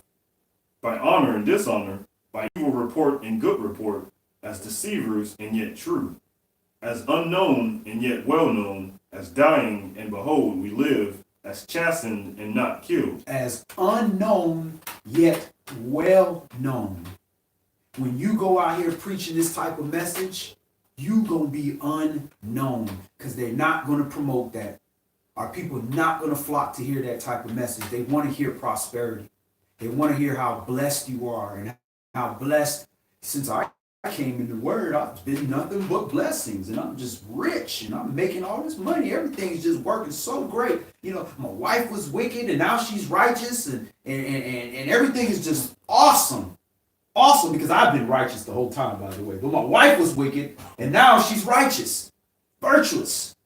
And if you follow me, you can get the same thing. That's what our people want to hear. They don't want to have to think and figure out, no, look, this guy here. Okay, how'd you do it? All right, let me follow this guy, because I want riches. Nah. That way he ain't got to teach you this. He can cherry pick and teach you what he want to teach to keep you following him. That's the game. But you will be known if you teach the word as it's written out of the pureness of your heart. There's an angel doing that. That ain't you. That ain't your words. There's a spirit on you. That angel is known. And that angel knows where his assignment is. Go ahead. Verse 10. As sorrowful, yet always rejoicing, as poor, yet making many rich, as having nothing, and yet possessing all things. O you Corinthians, our mouth is open unto you, our heart is enlarged. You are not straitened in us, but you are straitened in your own bowels. Now for a recompense in the same, I speak as unto my children, be you also enlarged. And verse 10 is something that we have to understand. You got to be prepared for this, man. With much wisdom comes much grief, is what Shlomo said. This is what the wisest king said. As sorrowful as yet always rejoicing. This word comes with much sorrow. It says through much tribulation must we enter into the kingdom. Be prepared for sorrow. It ain't gonna be a roller coaster ride. Now, does that mean that you sad all the time? No, because you're always rejoicing. Because even in the sorrow, you're rejoicing. Hallelujah. Because I'm going through this for him. And it's really for me, but it's for him. Because I'm doing it for me, because I want to live. I want to survive. But you're really doing it for him. Go ahead. 2 Corinthians chapter 6 and verse 14. Be you not unequally yoked together with unbelievers, for what fellowship has righteousness with unrighteousness? And what communion has light with darkness? So how are we going to yoke ourselves to the wickedest country in the world? Why? You're yoking yourself when you say, I'm not trying to leave. If you know this guy's a murderer, he gonna kill me, but he turn around and go into the bathroom and you still standing there. You ain't trying to leave. You got Stockholm syndrome. You love your kidnapper. What we got to do is, okay, I want to run out. He's going into the bathroom, but I see he's got things chained. All right, so I tell you what, I'm going to get this bobby pin. I'm looking around. I'm preparing. Oh, this bobby pin right there. Let me grab that. Hey, yes, sir. Yes, massa. We right here waiting on you, massa. But I got that little bobby pin. I'm preparing. I'm thinking. I'm looking around. Oh, he keeps the knives right there. I'm going to kill this dude. We preparing for an escape. And what concord has Mashiach with Belial, or what part has he that believes with an infidel? And what agreement has the temple of Elohim with idols? For you are the temple of the living Elohim. As Elohim has said, I will dwell in them and will walk in them, and I will be their Elohim, and they shall be my people. Wherefore, come out from among them, and be you separate, says Yahweh, and touch not the unclean thing, and I will receive you. Wherefore, come out from among them, and be you separate. That don't mean we don't deal with them. That means don't yoke yourself to them. Don't be hanging out with these people. Go do what you need to do and leave. Just like he told the prophet from Judah. Go over there, deliver the message, but don't sit with these people. Don't eat with these people. You're there for a job, not to show that what they're doing is acceptable of Yah. And this is family. This is the tribe of Judah going down talking to the northern tribes. They still family. I love you. You family, but I can't. So we can't yoke ourselves to that. We got to make it be known we don't support what you're doing. But I'm not judging you either. But I'm judging the action. How you know I'm judging the action? Because I'm speaking out loud against it. I'm letting it be known I don't agree with this. And will be a father unto you, and you shall be my sons and daughters, says Yahweh Almighty. So he will be a father unto us, and we will be his sons and daughters if we separate. We come out from among them and any unclean thing. Then he'll receive us. So we got to prepare. You can't just, you're not going to get rid of everything. Even before surgery, they got to prepare you for the surgery. You got to not eat. They got to shave you. You got to take a bath. You got to, you got to take your blood pressure. They got to prepare. So we have to do the same thing. Let us prepare. Let's get our mind for preparation. Just like when the Sabbath comes. The Sabbath don't come up. The Sabbath is here. Oh, well, let's go prepare a meal. No, that's what the preparation day is. It's the preparation day. We have to prepare. And it's going to take the best of our minds to figure this out. Let's go to Proverbs chapter 6, Mishlei chapter 6.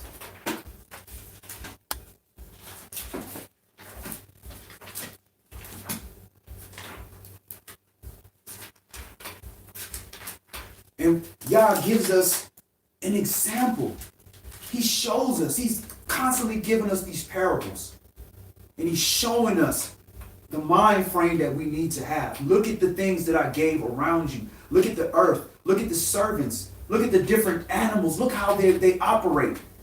You're supposed to be smarter than them. Why can they do it? But you can't understand. You're not smart enough to analyze. The animal not looking at us and saying, look how these humans walk upright. You know what? That's a tactical advantage. Maybe I should walk up. Nah. But we, the intelligent ones, will say, look at these ants. Look how they operate. Maybe I need to operate that way because they're surviving.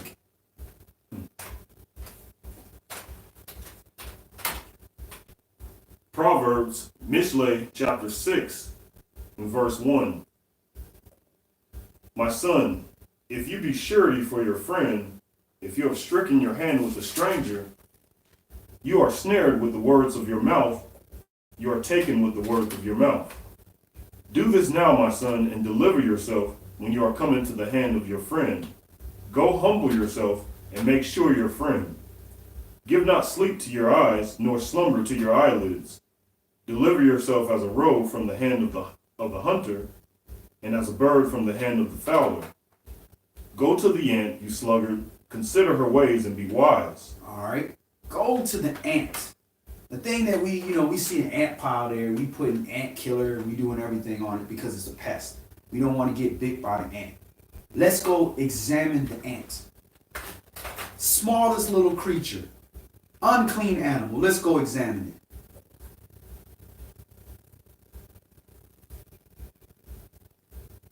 Absolutely, Brother Yaakov.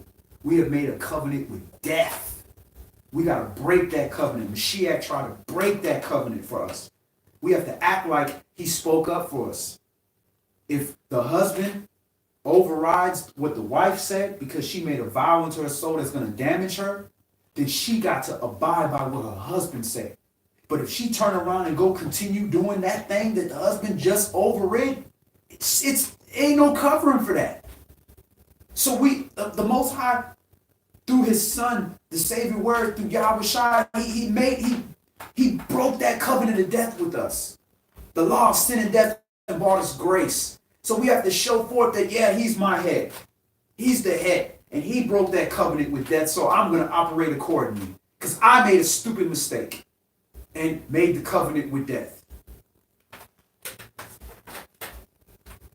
Go to the ant, you sluggard, consider her ways and be wise.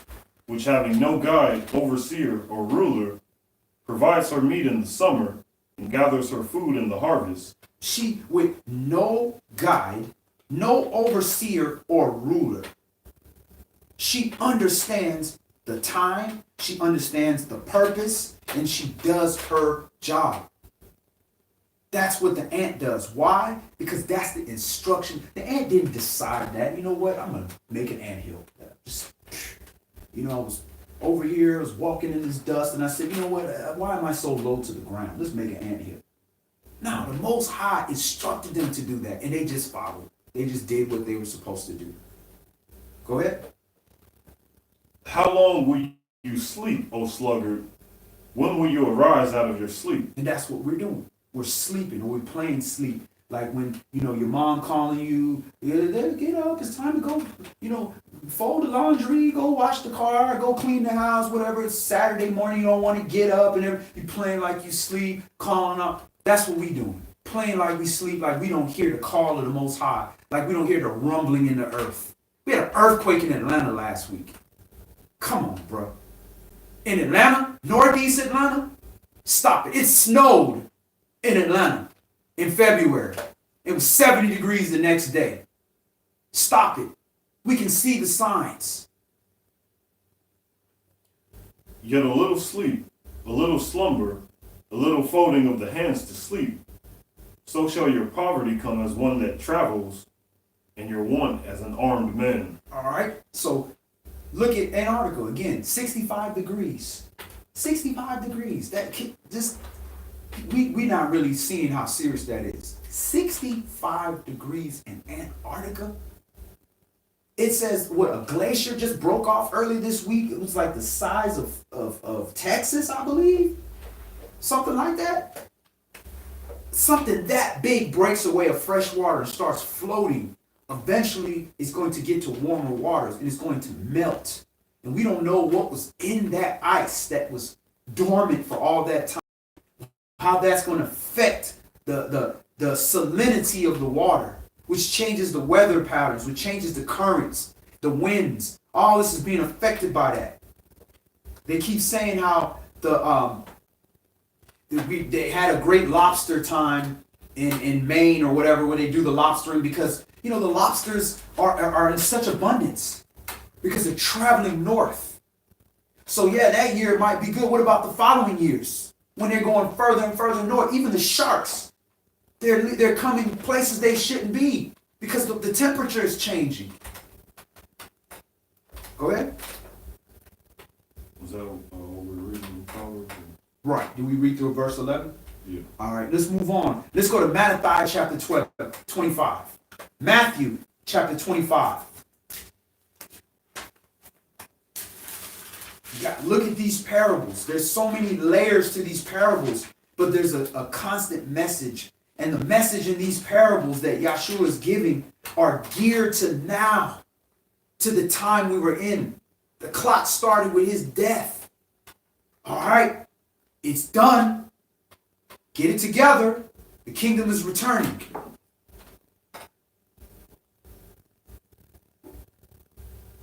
And look how the ants operate. When the ant is flooded and there's water, other ants will drown in the water and hold themselves together so the other ants can crawl over them like a bridge to cross water. They understand what a nation is. Who is willing to die? Who's willing to lay themselves down? Well, guess what? If you ain't willing to die to yourself, you ain't dying for your brother. That's the ultimate sacrifice. You ain't dying for your family. You won't even die to yourself. We got to die to ourselves. And to die to ourselves means we become a nation. We become a unit. It's not about me or mine or my family. And I'm talking to myself too. I haven't done it. So I'm just the mouthpiece. That's all it is. It's just the word. I'm physically giving it. I ain't the perfect example. I'm still in the process. That's what my elders behind the scenes, which y'all don't see, is my elders be dealing with me. Because of the fact that you are a mouthpiece. So the things that other people not seeing behind the closed doors, that you know better, nah, we're going to make sure you hear about it. We're going to make sure you don't think that that's okay. Because that's love. They're not looking at me like I'm perfect. So this same message is to me. And if you think the message I'm giving to you is harsh, that ain't nothing compared. This is the tears that Brother Brian is talking about behind closed doors. That's where the tears come out. Because we as men are harder on ourselves than we are on anybody else. And the problem is sometimes we are so hard on ourselves that we don't know how to be a little bit more compassionate to others. Because we think surely this is just a strength compared to the strength that I put on myself. They not built for that. They not built for that. Our women not built for that. Our kids not built for that. The newer people are not built for that. They haven't built up their faith through works. Your faith is built by works, by actually working, by moving, and then you have faith that, hey, it does something. Matthew chapter 25, and we're going to start this at verse 1 and go through verse 13. Then shall the kingdom of heaven be likened unto 10 virgins, which took their lamps and went forth to meet the bridegroom. And 5 of them were wise, and 5 were foolish. They that were foolish took their lamps and took no oil with them. They didn't prepare. They thought whatever they had would be good enough. When it's time to come, I'll go. And whatever I have is going to be good enough. I'm straight. Y'all gonna tell me when it's time. Y'all gonna prepare. Y'all gonna do all. Y'all gonna put oil in my lamp. Knowing I had the ability to go out and get some oil. Knowing you got other virgins out here preparing their lamps. Because they know they got to do the work. They believe that the bridegroom is going to open that door. And they don't believe that they know the exact minute or second or hour that it's going to happen. They wise enough to know they don't know that. So they're preparing because they know that door is going to open one day. Not the foolish ones. Go ahead. But the wise took oil in their vessels with their lamps. The wise prepared. Just in case it happens at night. Just in case it happens tonight. They prepared. While the bridegroom tarried, they all slumbered and slept. And at midnight there was a cry made, Behold, the bridegroom comes. Go you out to meet him. At midnight. At midnight we asleep. This is a sleep state. Why everybody asleep? When nobody's expecting it. Now he comes. This is by intention. He could have posted, hey, at 10 a.m., I'm coming. My wives need to be ready. But this was intentional because this is a wise king. He wants to see who wants to be a queen, who wants to be royal, who wants to inherit. Show me you want to inherit by being prepared, by being ready to come to me when I call. Go ahead. Then all those virgins arose and trimmed their lamps. And the foolish said unto the wise, Give us of your oil, for our lamps are gone out. But the wise answered, saying, Not so, lest there be not enough for us and you, but go you rather to them that sell, and buy for yourselves. And while they went to buy, the bridegroom came, and they that were ready went in with him to the marriage, and the door was shut. All right. So now this is the time when it's actually happening. The door's actually open. But see, the call was made. See, we're going to get stages. The call was made. But before the call was made, when the call is like, Babylon is falling up out of here, we got to do what we got to do. Get on. If everybody that's prepared, which way everybody's prepared is go that way. Or before Babylon falls, the call might come. Hey, now is the time. We gotta go. We're not prepared. I don't know who are you? You what nation? I don't know nothing about it, man. I'm a Christian. I'm this. I'm that. Or I can't leave my farm. I can't leave my business. My kid's not ready. I got one more payment on this car. All that stuff come up. Now the call is gonna come, and you better be ready when the call comes. When that phone rings, you better answer. When he knocking at that door, you better be prepared to answer. Or else, he going to open the door and you're not going to be prepared. Go ahead. Verse 11. Afterward came also the other virgins, saying, Master, Master, open to us. But he answered and said, Verily I say unto you, I know you not. I know you not. Get away from me, you worker of iniquity. I never knew you. But didn't I do all these good works in your name? Didn't I keep 613 commandments? Nah, I never knew you. Because I also commanded you to wake my people up. I also commanded you to prepare yourself to leave. I also commanded you to put away the childish things. I also commanded you to get rid of your idols. But you want me to take you any kind of way? Nah, I already told you I'm not taking everybody. I already told you 2 of a family and 1 of a city. But you thought that one was going to be you because you special. Okay. So your little brother not special. Your big brother not special. Your sister not special either. You special. Yeah, you special all right, but not in that term. Go ahead. Watch therefore, for you know neither the day nor the hour wherein the Son of Man comes. All right. Watch therefore. If you ain't watching, you ain't prepared. Watch for the hook. You ain't looking out for the hook, you're going to get knocked out. You know neither the day nor the hour. Don't mean we don't know the season. We don't know the year or the age. That could be given to us. But we know the day or the hour, we don't know. We know that for sure. All right. Let's go to the conclusion. Let's go to Hebrews chapter 11. We're going to see how faith moves.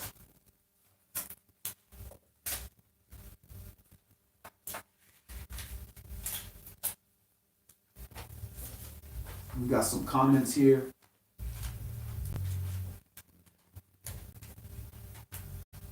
It says, the kingdom is at hand, but to access the encrypted message, you have to die. That's the sacrifice, and you must obey. That's Torah. Amen. You must die to self. You must die to your own individual concern for what I want in my life, what I want to do, my dreams, my hopes, my desires. Think about the people that were in slavery, that had all the hopes, dreams, and desires in the world, and it wasn't their time. They had to be slaves. So that they could say, well, what about my ancestors? They were in their land. They got to do all this stuff. They got to chase their dreams. They got to do all those things. But it was their time to do that. Be happy. It may be your time to be kings and queens of your land. What about all the other people, that went to Babylon, the first Babylon, for 7 years, that said, well, why these people?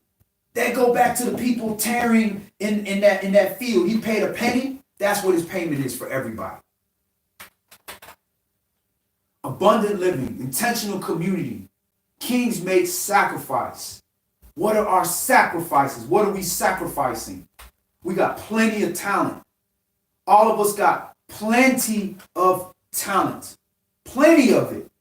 But what are you sacrificing your talent for? You see us, we up here, we can read scripture, we can go through things, we're articulate, we are talented, we're musicians, we're actors, we're all these different things. But we are sacrificing that so that we can say, you know what? I'm going to use what I have so that the message can get out. And that's what the servants are doing. We could be doing anything. We could be out here, or we could start a church and preach the prosperity doctrine, and we'll make good money. How you think there's a church on every single corner? People are paying to hear that. And the brother said, is anyone in chat that's ready to gather right now in one place? Reach out to Brother Yaakov and his sister Shara. The number is 541-366-1718. Reach out. Connect. Just show, hey, I'm part of the movement. I'm ready. What can I do? What can I help? What information can you share with me? What can you do? What have you learned? Who are you? What's going on in your life? Who are we as a people? Get to know your long lost loved ones, your brothers and sisters. So again, the brother posted, he's sacrificing his security. He's posting his phone number, 541-366-1718. All right, so for the conclusion, we're going to Hebrews chapter 11.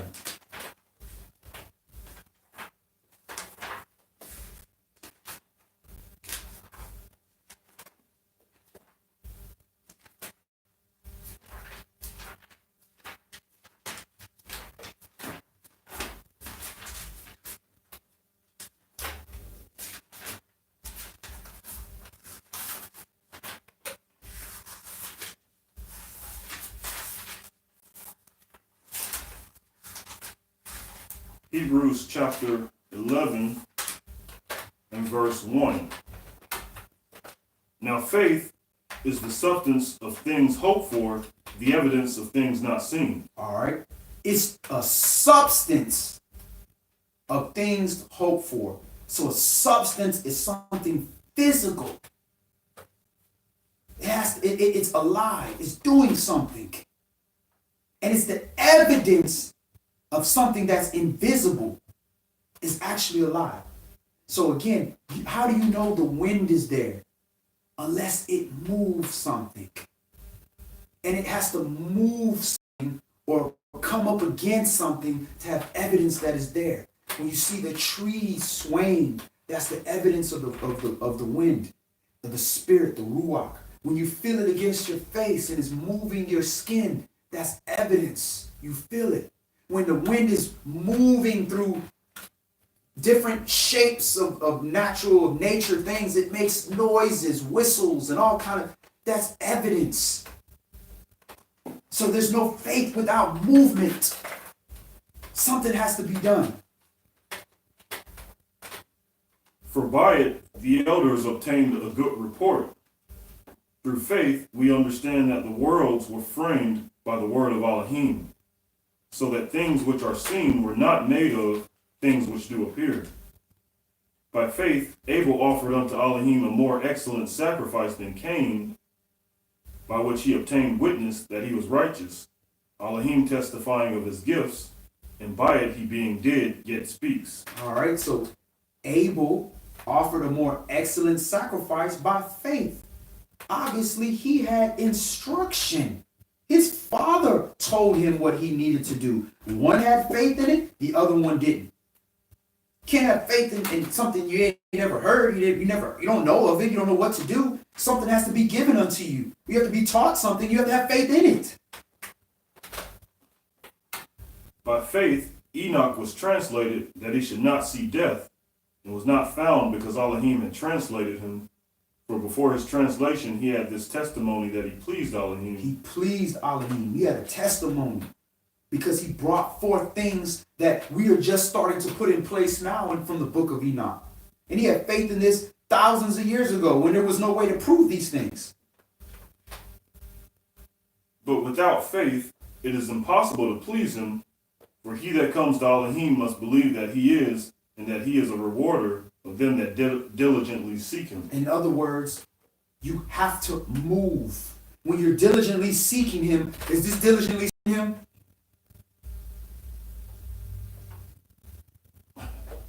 Just gonna sit still, you're not gonna move, you're not even gonna look.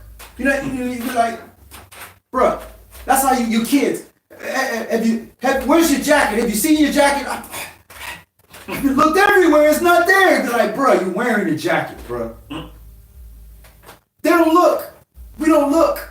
We're not diligently seeking him. We won't even look in the book he wrote for us. We won't even look in that. We'll look at TV and see, man, Noah was a white man. He looked just like the dude from Gladiator. That's how we seek him. Or we seek him by letting somebody stand up there and tell us everything that we need to hear. We don't want to read. We want somebody to tell us. And then we pay him and we feel justified. Verse 7. By faith Noah, being warned of Elohim of things not seen as yet, moved with fear, prepared an ark to the saving of his house, by which he condemned the world and became heir of the righteousness which is by faith. He had faith. He heard the message. He went and started doing what Yah told him to do. They laughed at him. He tried to help as many people as he could. They didn't want to listen to him. It's too late. But guess what? He prepared. His family was saved. Did his family necessarily believe? Maybe, maybe not. But guess what? They got saved. Why? Because the head believed. And he went and did the work. And he was counted to him as righteousness. So you the head, you got to believe. It don't matter if they don't believe. But you the head, you got to believe. They'll catch up. I'm sure when it started raining, it was like, man, I believe now. By faith, Abraham, when he was called to go out into a place which he should after receive for an inheritance, obeyed, and he went out not knowing whither he went. By faith, he sojourned in the land of promise, as in a strange country, dwelling in tabernacles with YAH and Yaakov, the heirs with him of the same promise. Why? Just look at all these examples. Follow the pattern here. Everything included faith moving somewhere. Abel, Cain, offering a sacrifice, giving something, right? Enoch, being taken up. Noah, going in a boat and moving somewhere. Abraham, leaving his place, going somewhere. All sojourning to a land of promise, looking for something that was promised to them. They weren't like, right here is where it's at for me. Nah. I know there's a place prepared for me, and I'm trying to get there because that's where Yah said to go. Follow this pattern. Let's keep following it. Go ahead. For he looked for a city which has foundations, whose builder and maker is Elohim. Through faith also Sarah herself received strength to conceive seed, and was delivered of a child when she was past age, because she judged him faithful who had promised. Now, childbirth is terrifying. But childbirth in your elderly age? That's some terrifying stuff. Go ahead. Therefore sprang there even of one, and him as good as did, so many as the stars of the sky in multitude, and as the sand which is by the seashore innumerable. These all died in faith, not having received the promises, but having seen them afar off, and were persuaded of them, and embraced them, and confessed that they were strangers and pilgrims on the earth. So they're strangers and pilgrims on the entire earth until they could be brought back to the place that they were supposed to be. We are pilgrims in the earth. We are pilgrims in America. We are seeking the place the Father told us where we're going. That's where our mind needs to be. We don't need to be like, this is my place. This is not your place. The place is showing you that it's not your place. The people that run the place is telling you it's not your place. The person who's the commander-in-chief telling you to go back home. He even did a whole commission and said your 400 years is up. Go home. Go ahead. For they that say such things declare plainly that they seek a country. They are seeking a country. What are you seeking? What are you seeking? You're seeking a bigger house. Seeking a nicer car. You're seeking more wives. You're seeking more money. Where's your faith? All these people with faith were seeking a country. We're seeking a land, their land, and say, I don't belong here. They weren't seeking to stay here. Now, if the Father tell you, you got to stay here, this is your punishment, then you can't leave. But if he tells you 400 years is your punishment and it's up, you the fool if you still stay here. And truly, if they had been mindful of that country from whence they came out, they might have had opportunity to have returned. But now they desire a better country, that is heavenly. Wherefore Elohim is not ashamed to be called their Elohim, for he has prepared for them a city. All right. So they are all seeking a homeland. They're all seeking. Faith moves. They're moving. They're sojourners. They're trying to get to a place. They don't know how to get there, but they're moving. Half of these people never even reach the destination. but they're moving off of faith and it's counted as righteousness, and they will be there. They gonna make it. So if we have faith, if we say we believe this word, what are our actions? What are our actions that are showing that we are trying to make this happen? How are we operate? Everybody not gonna have the same action. But whatever your calling is, whatever your piece is, you might be the foot. You might be the big toe that we can't move without. Find out what your place is and start putting yourself in place. Start seeking, start thinking. Before you can do anything, you got to think. Before you think and come up with a plan, pray about it. Have him reveal to you what you need to do.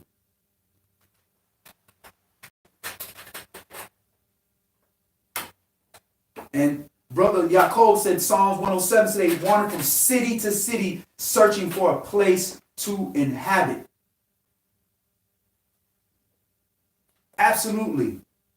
Now, you got to think why people would want to block us from trying to leave or preaching the message of leaving. Because if all my people in my assembly are all focused on leaving, they're not focused on putting the money in my collection plate.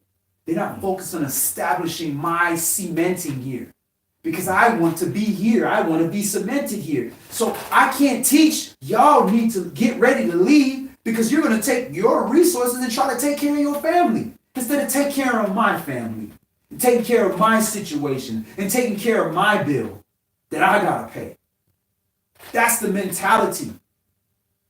Any believing ministry needs to be teaching it's time to go and needs to be figuring out a way or offering a way of how we can leave.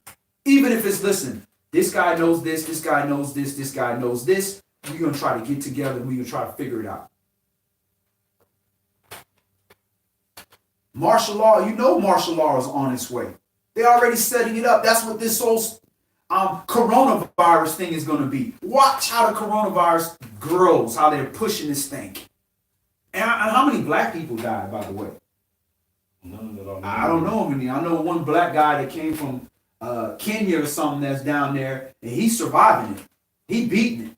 I heard something about genetically, it seemed like Asians were more susceptible, or they said something like whites and blacks were less susceptible than Whites Asians. and blacks? Yeah.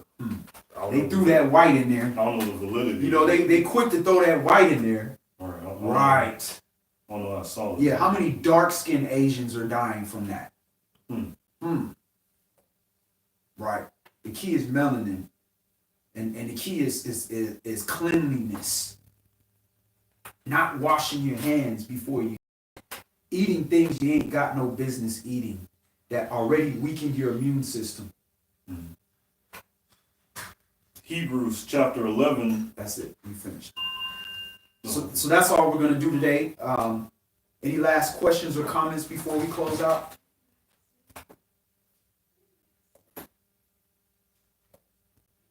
All right. Let's go ahead and close in a prayer. All brothers remove their head coverings, and all sisters pray with the heads covered. And we're going to face the east towards Jerusalem. Brother West, can you close us out in prayer, please?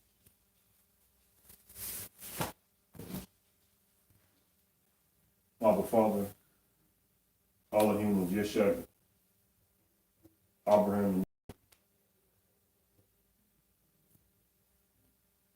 We ask you, Father, as we see the writings on the wall, Father, and we see what's clearly going on in this country and in this world, Father, just like our ancestors knew that we did not belong here, and they felt as strangers on this earth. We do as well, Father, for we know where we are is not a righteous place, Father, and that we seek that place in our hearts, Father, and we ask you, Father, guide us, Father, guide all those who are seeking you and want to be in your kingdom, Father, guide us all and show us what we can do, Father Yah. Give us instruction, Father Yah. But please be patient with us, Father Yah, as we are still trying to come out of this system, Father Yah, just spiritually and mentally, Father Yah, trying to shed the ways of Babylon, Father Yah. So please give us clear instructions so that we may know what to do individually, Father Yah, that will lead to salvation for the whole, Father Yah. In Yahshua HaMashiach's holy mighty name we pray. Amen. Amen.